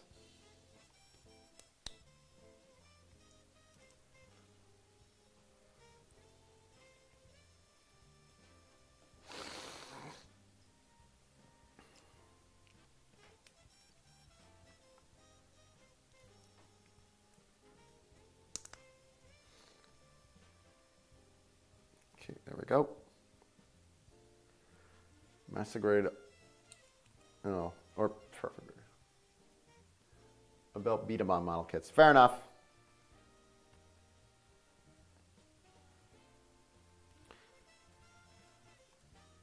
U-26.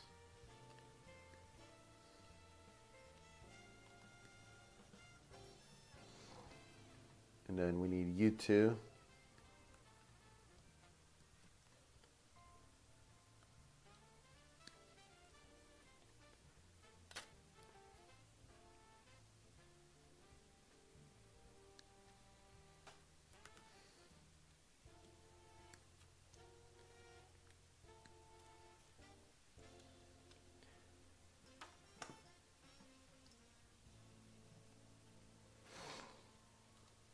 I need PC number 2.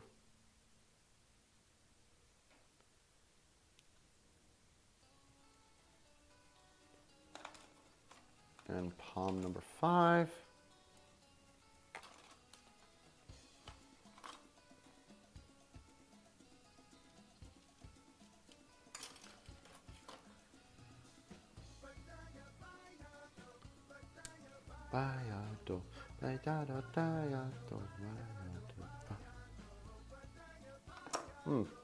Sounds like some mail arrived. We just got a letter.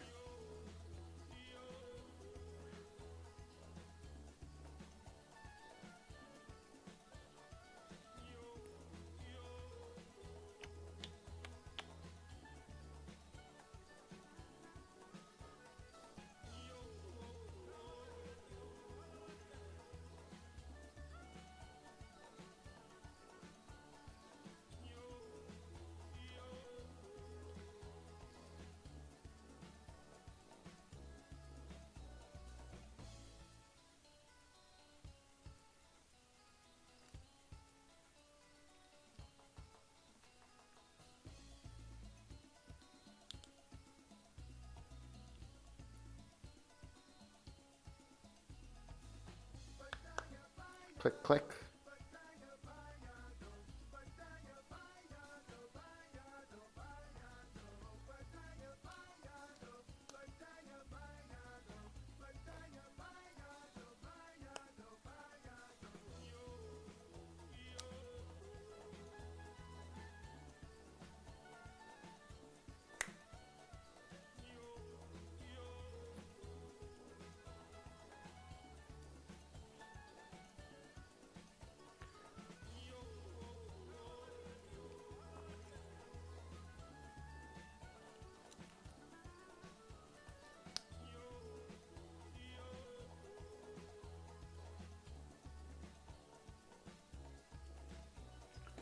All right, next.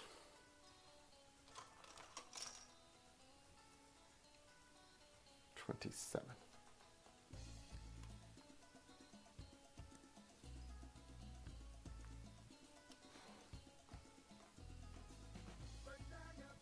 Four and 5.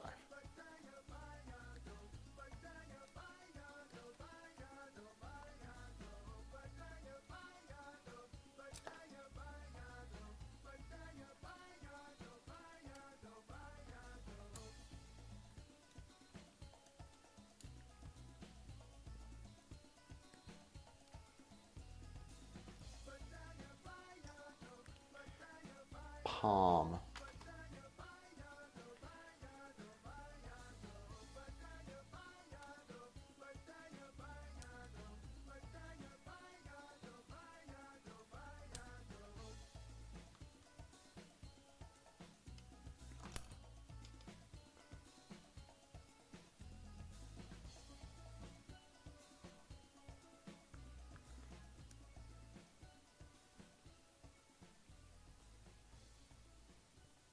Well, I made Victory Verkop super hard out of curiosity. Yeah.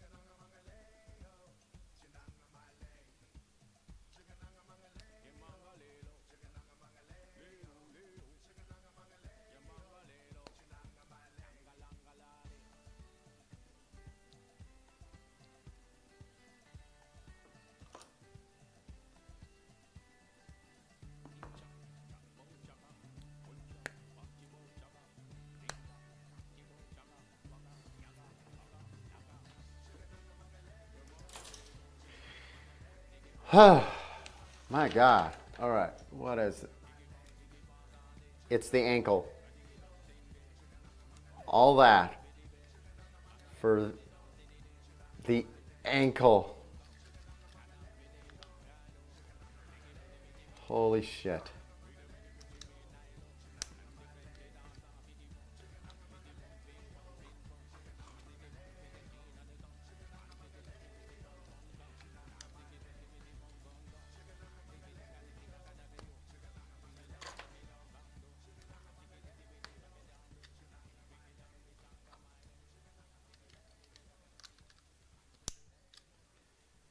Good. God.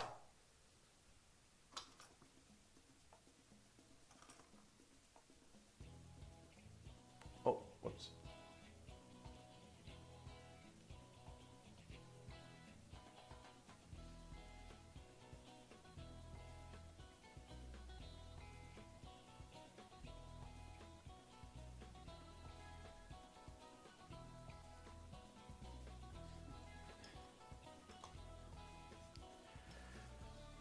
Well, at least we got the feet ready. Look at these stompers, man. All right. Now what are we doing? Still working on the. We're working on legs.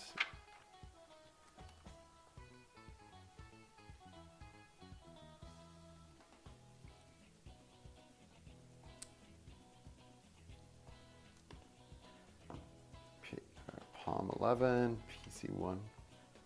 Palm and polycaps together at last. What does POM stand for? Because PC, obviously that's polycaps. Oh God, we got to get into Q now.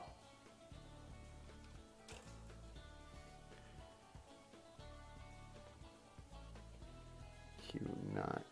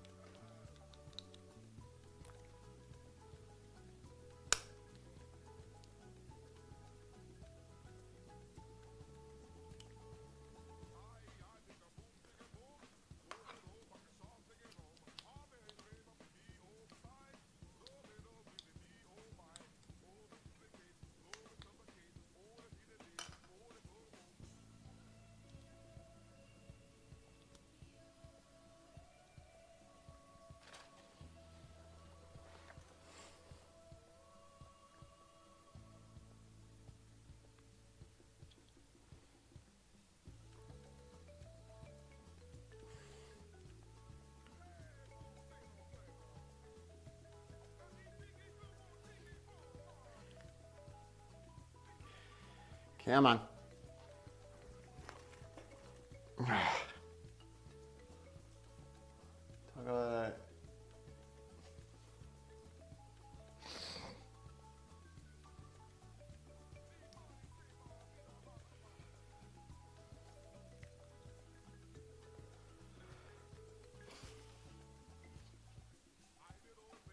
Ah. Oh my God. Ow. Shit.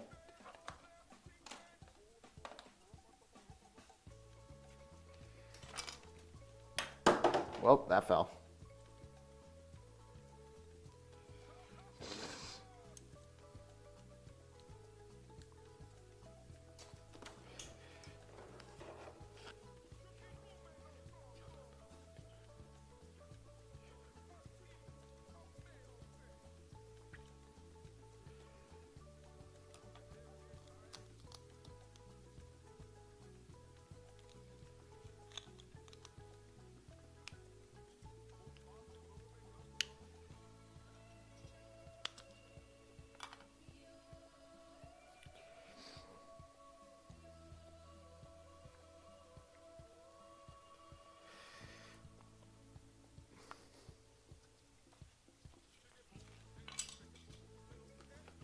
Get on.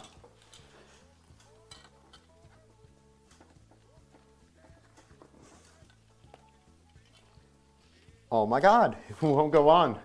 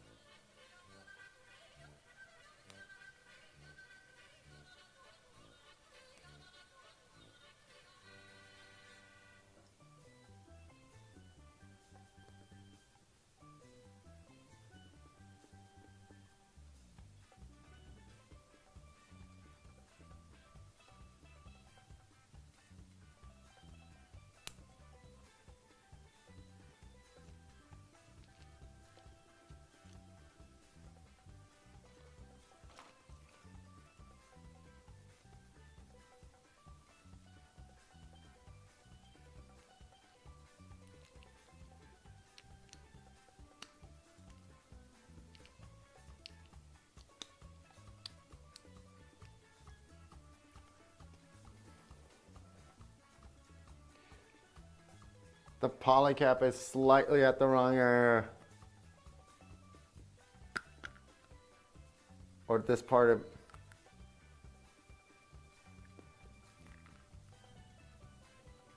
Ugh.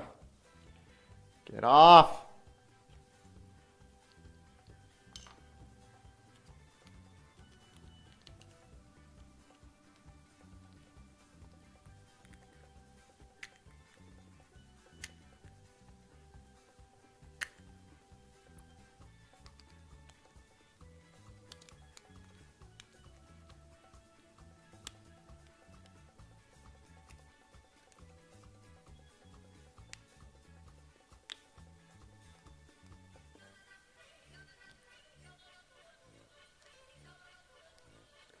It won't come off.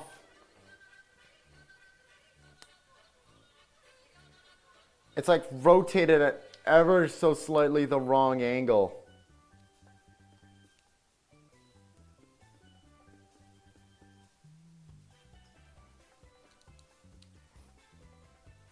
Okay, I think I got it.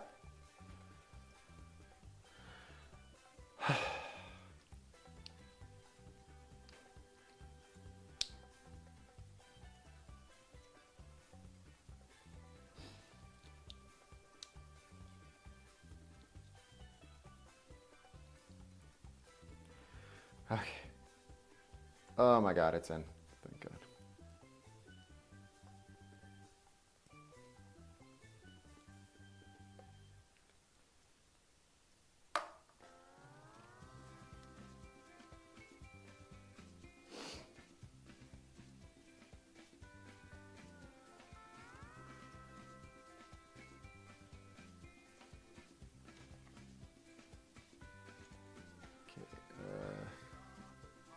Let's get the other cube bracket or runner, whatever.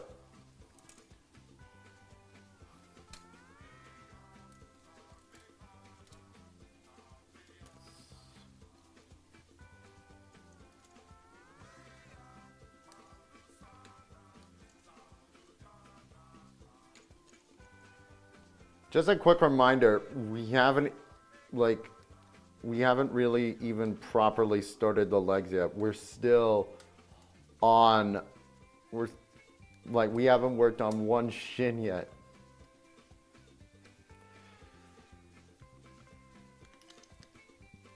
This thing is really going to be incredible when it's done, though. Like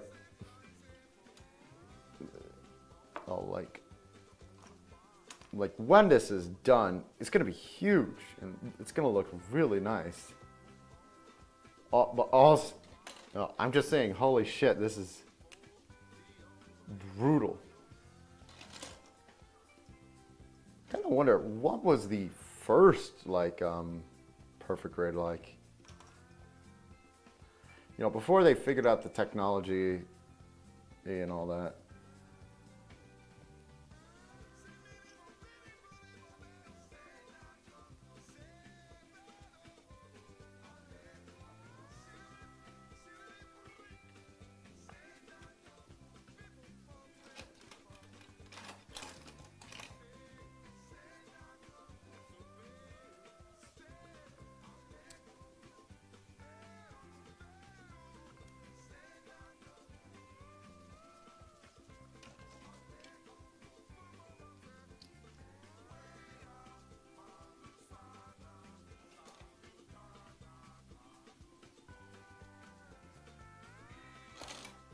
I think I cut out the wrong bit.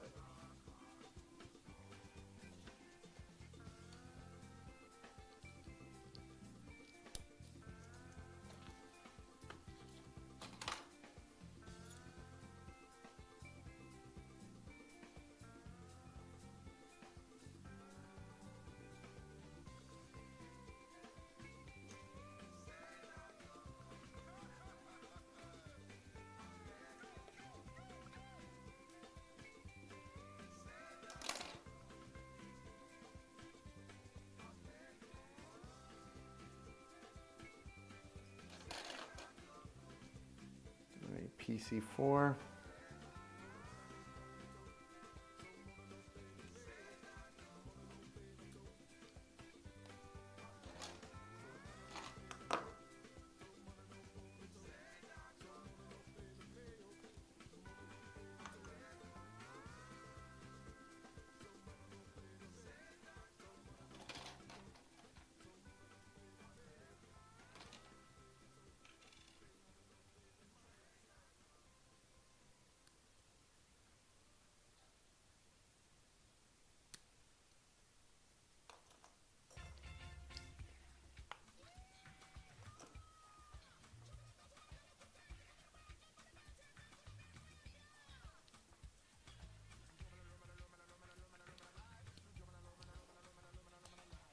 Ah.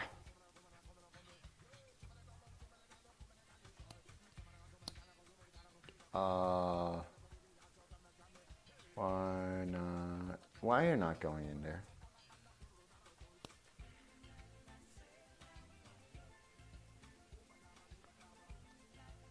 It was Palm 3 I put in.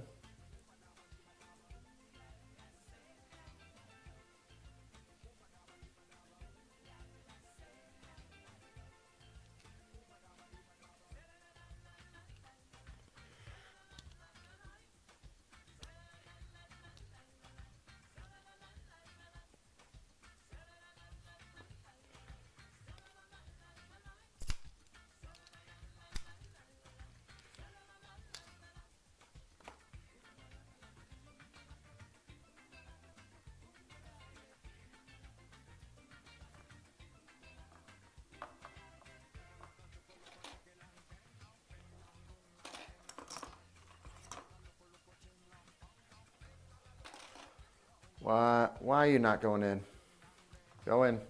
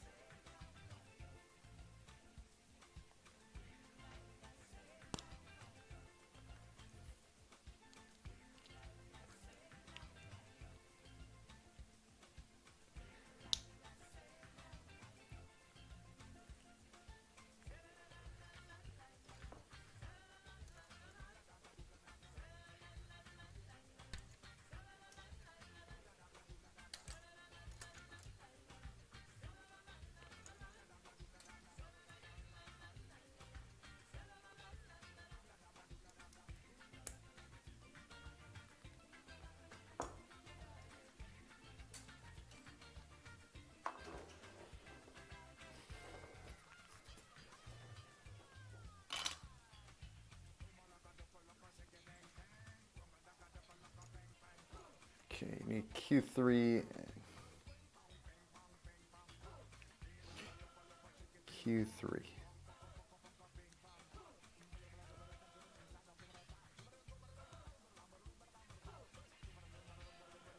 Gonna need two Q3s actually, so let me get those.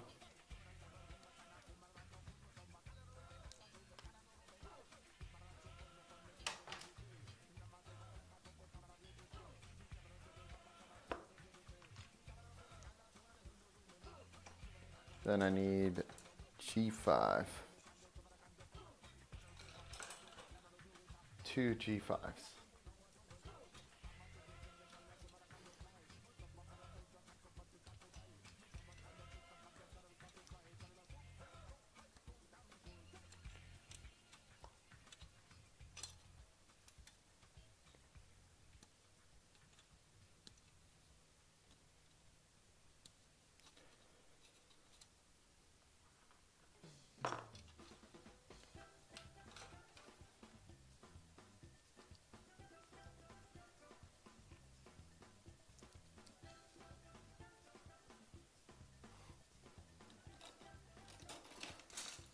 K4, there we go.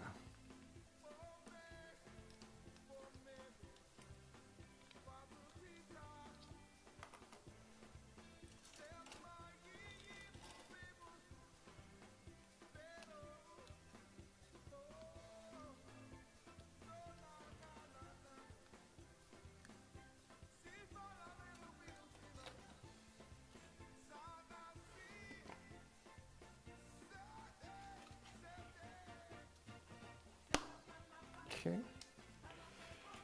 Ball joints. And now I need G11. Oh, that's a big boy.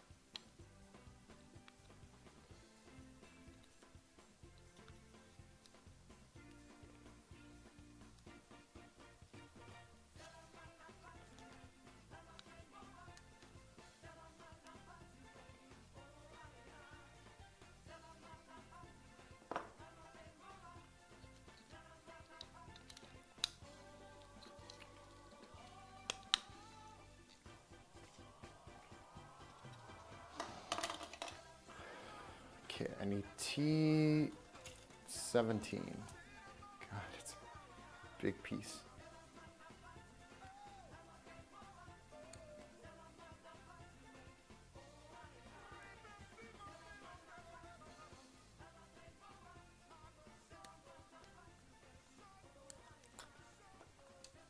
Let's get the other one too.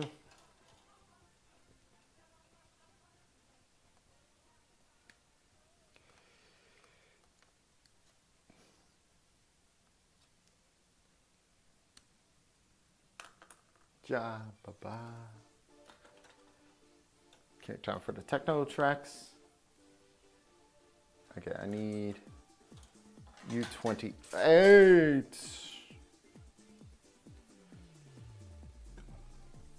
Oh no, that's Q.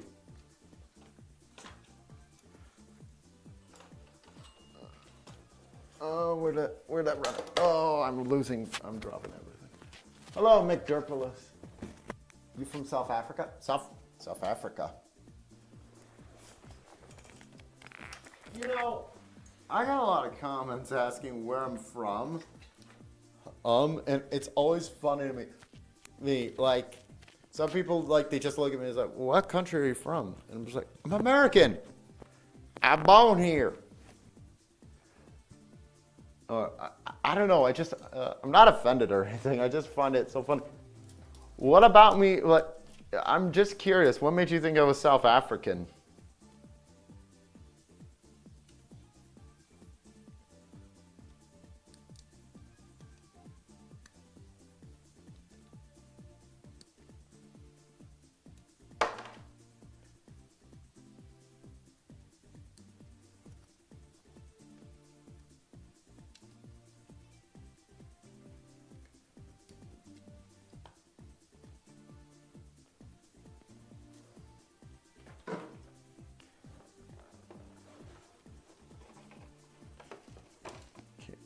Two U28s, and then I need two F9s.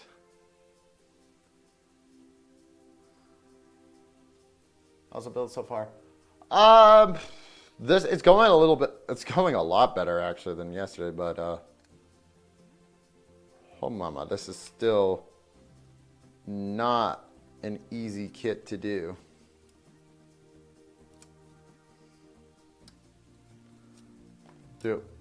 Like, I'd say I'm pretty experienced. Okay, not like uber experienced. I'm reasonably experienced on like building like model kits. It's at this point, but and even this one, like even if I didn't install like the LED kit, this is still very hard. I saw someone saying, I'm new to Gunpla. I'm building this. This one's perfect grade unicorn. It's gonna be my first one. It's my first one, and it's like, I'm gonna tell you right now, that person is lying. That person is. A lot of times when you see like posts like that, I think that a lot of them are lying. To be honest.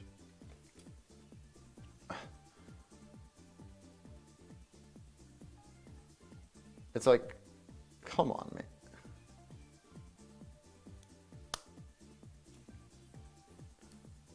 Like there are some model kits where they could say, there are some kits that I see them build and they say it's their first and verse, and I can believe it.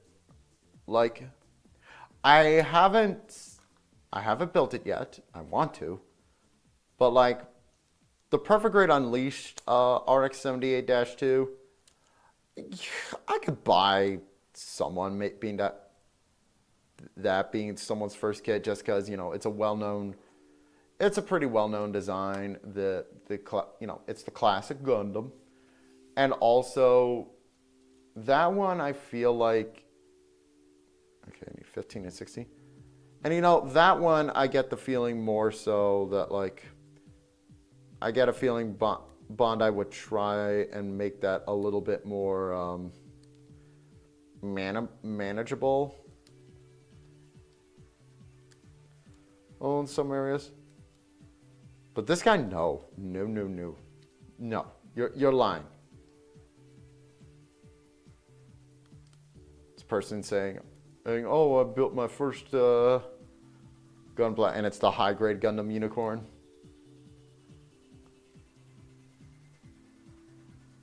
You aren't. Wish it was a transcendence like LED for the frame. Well, that's weird. The autofocus is. You aren't from South Africa? No, Sheikh. I'm American. I'm American. I'm from Chicago. Okay, I really want to know what makes people think I'm from South Africa. I really want to know. Grade gentleman, difficulty-wise, it's more or less how much time you're willing to sink it in. Lying, more like LARPing. Yeah, Prashant. I mean, I guess that is true too. Actually, yeah. Yeah, but with just the sheer amount of, with just the sheer amount of parts and like and certain little bits, you know, I got my skepticism. I got my skepticism hat on.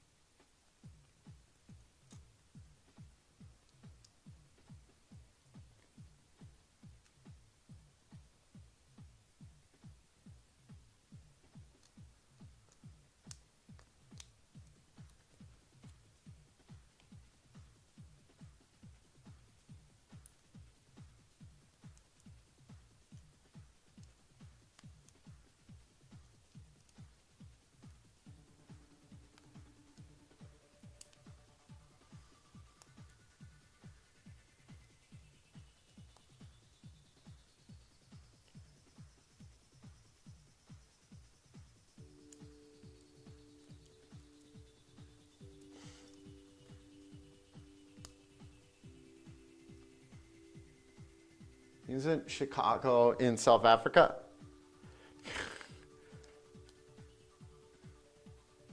Surprisingly, no.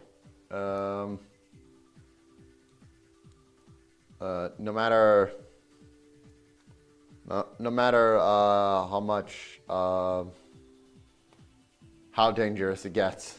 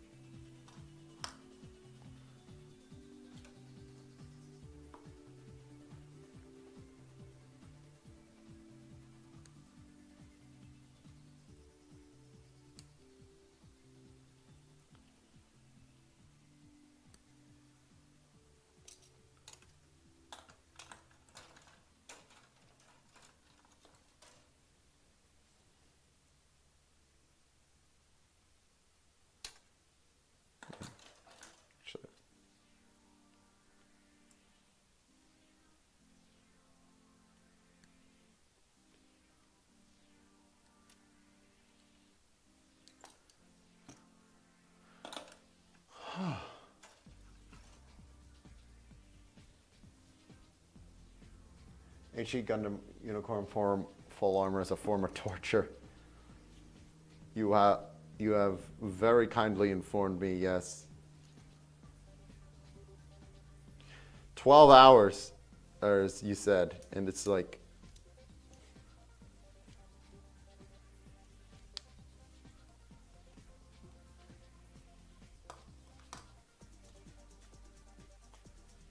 I need... Which pieces do I need? 18 and 17.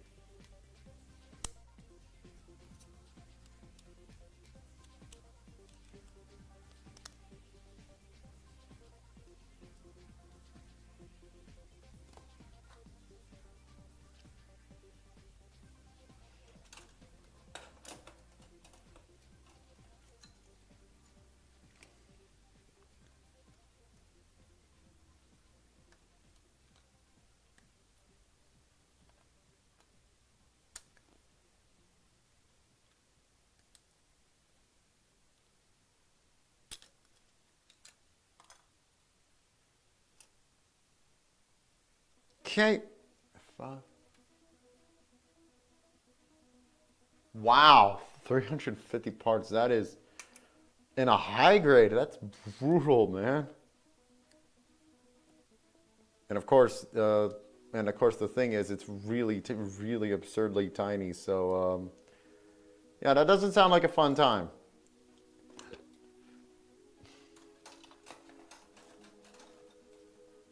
parts of the legs are these?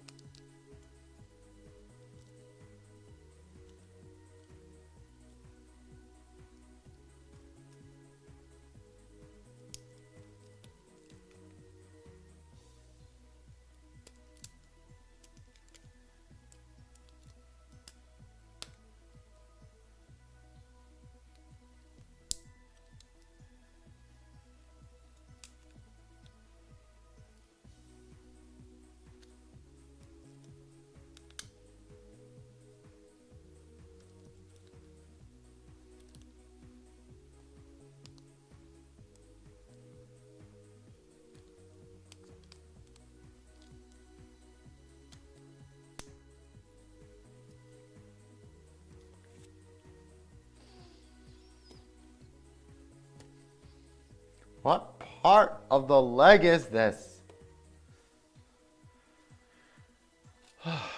Okay, F11.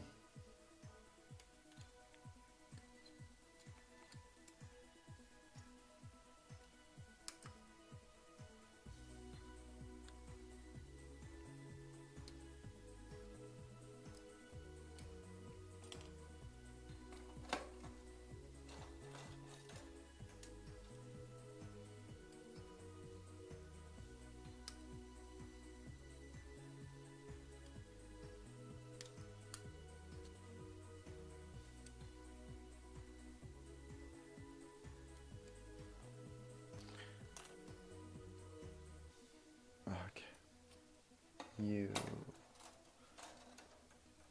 I need you again. Oh. 28.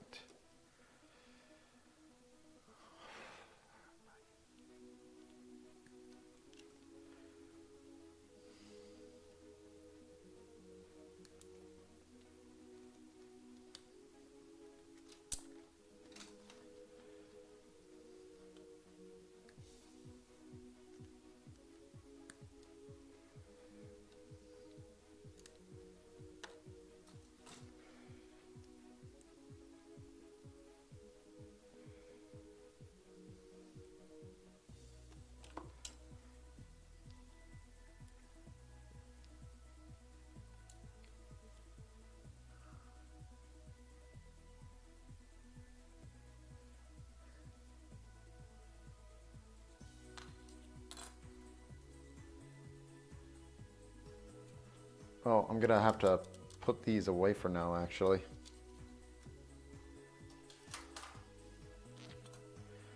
T16.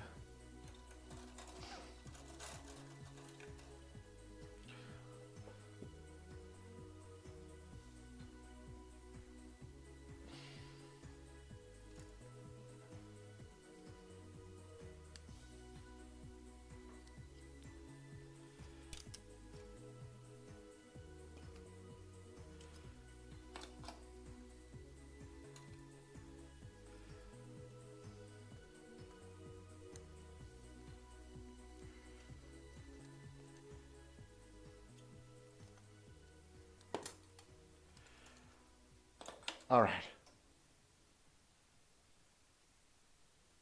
600 to 700 parts. It certainly feels like it.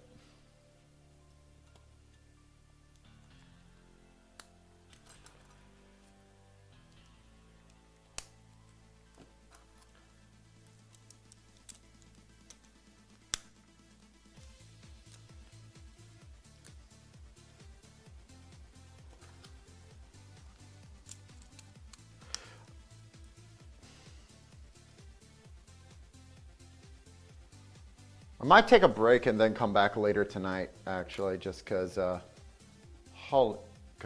this thing is brutal. This.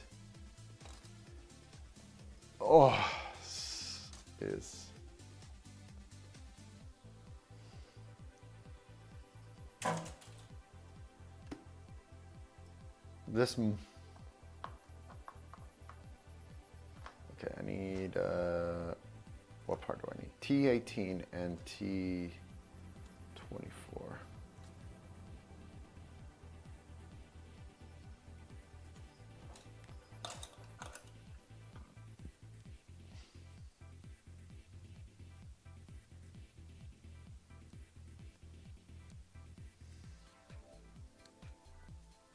How many parts is the perfect Gundam Unleashed RX-78? Actually, I'm curious.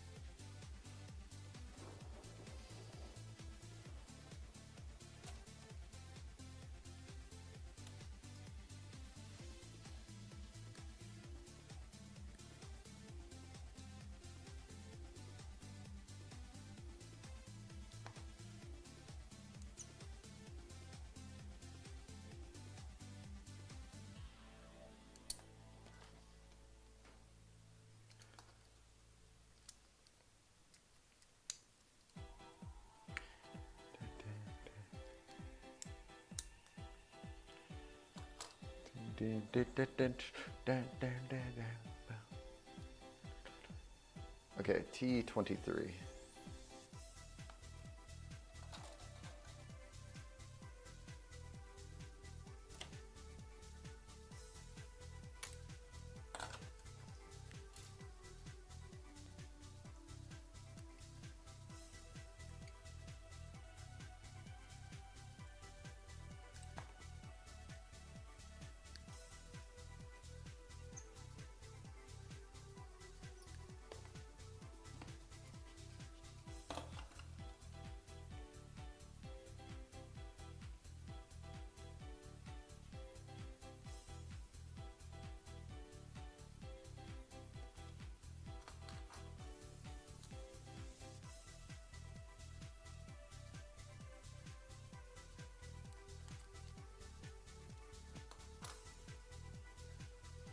17 and 18.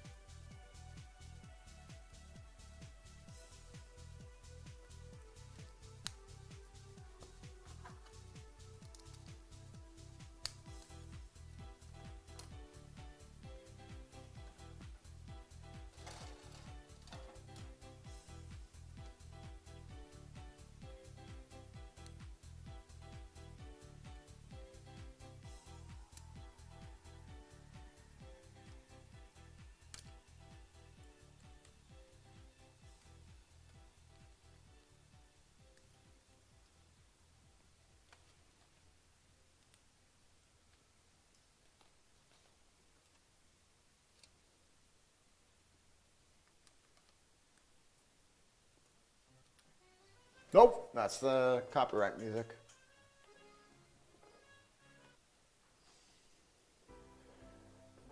How long have we been going now? Almost 3 hours.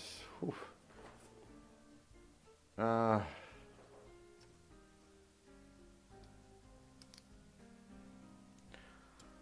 want to keep going, but I'm also a little bit tired. So what I might do is, I got some videos I want to work on anyway.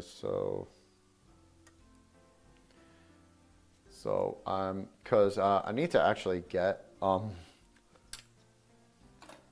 need to actually get 3 videos ready for upload this week because, you know, I'm going to be in China, so not going to be doing it. And I'm also not bringing my laptop with me, so I'm not going to be this trip because I want to keep some space for I want to A, keep some space in my bag, and B, I'm not going for as long as last time, so kind of no need to put the bag in. Like, we're planning on going to Universal also. I want to keep everything a lot easier and simpler.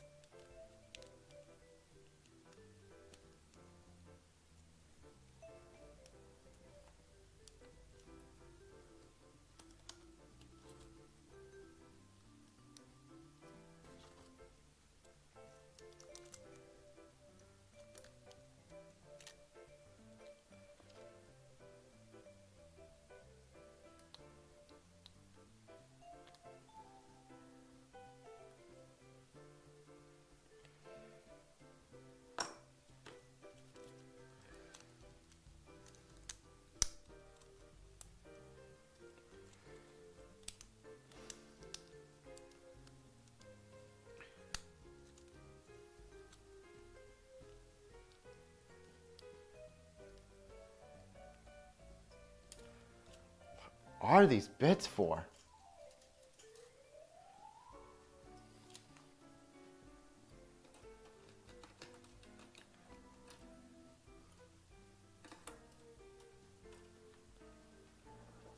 Okay. Oh dear jeez. All right. Now we gotta get started on the legs properly.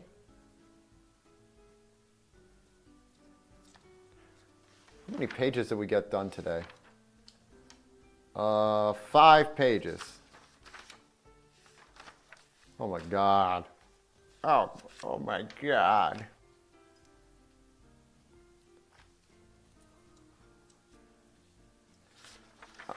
I'm just gonna see something. Hold on.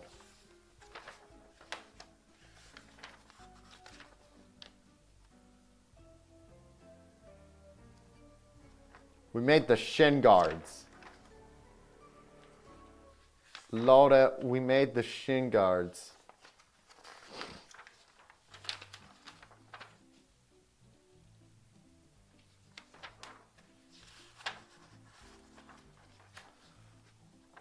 How much more of this guy do we have? Not including the weapons. 42, so almost halfway there.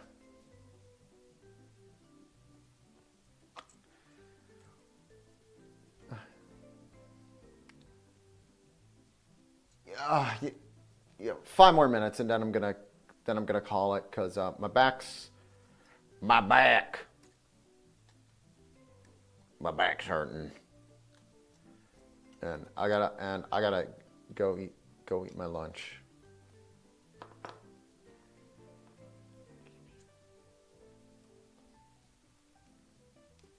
Let's see if I can finish this page at least.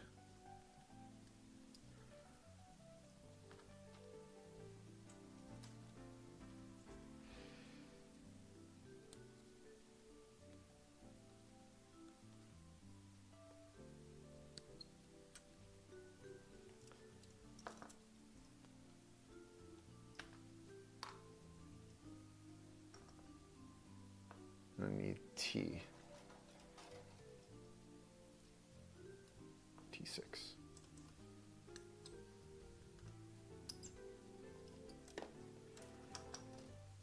Okay, so for this one, I need some caps and palms. Oh, it's this bit. I accidentally took this bit off earlier.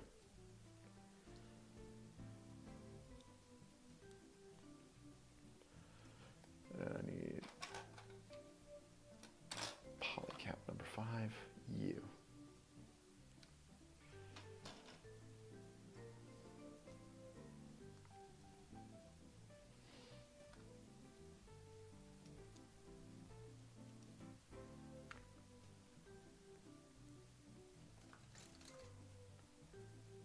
T13.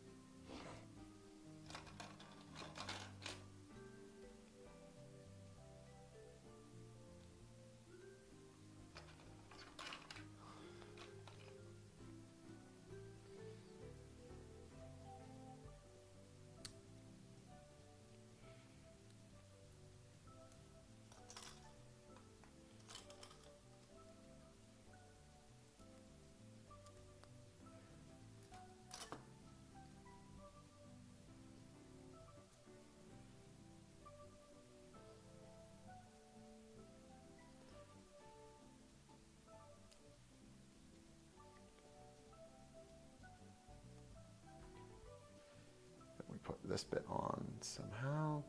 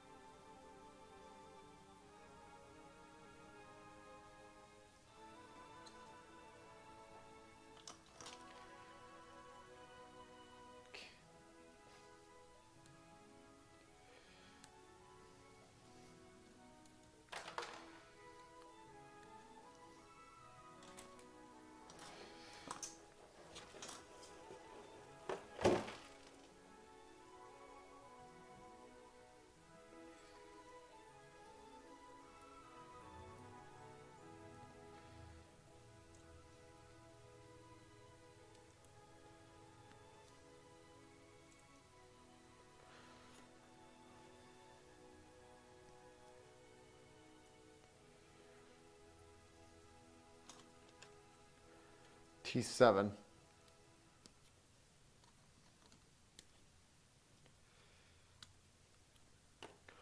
T7.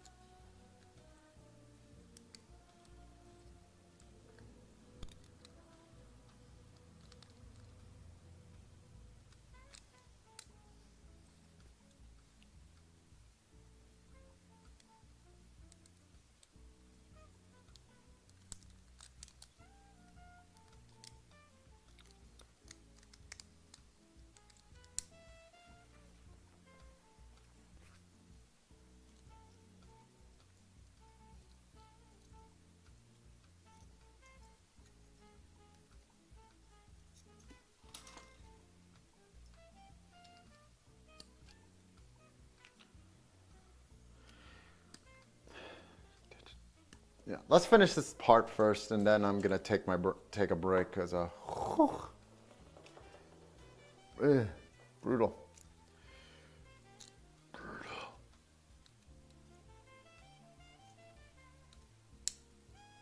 Click K10 and K11.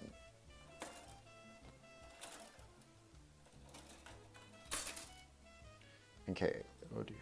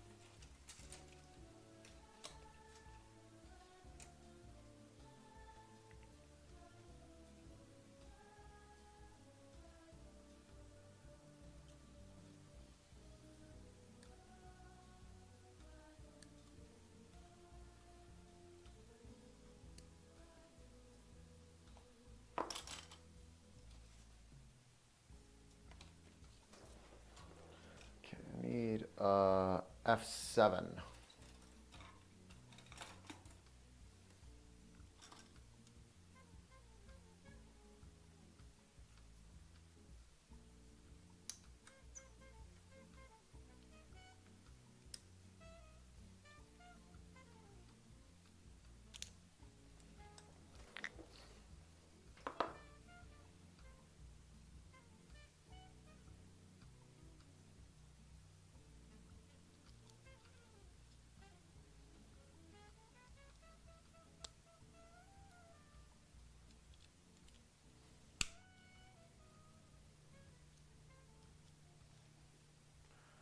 There we go.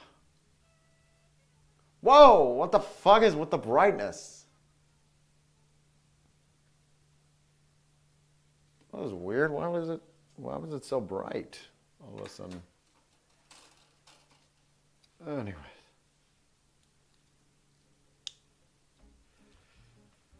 That's definitely a part of something. I'm taking a break. All right. I'll be back on later today. We'll see from there. Yeah, I'll try and be back later today. I need a break. I am very tired. So see y'all later.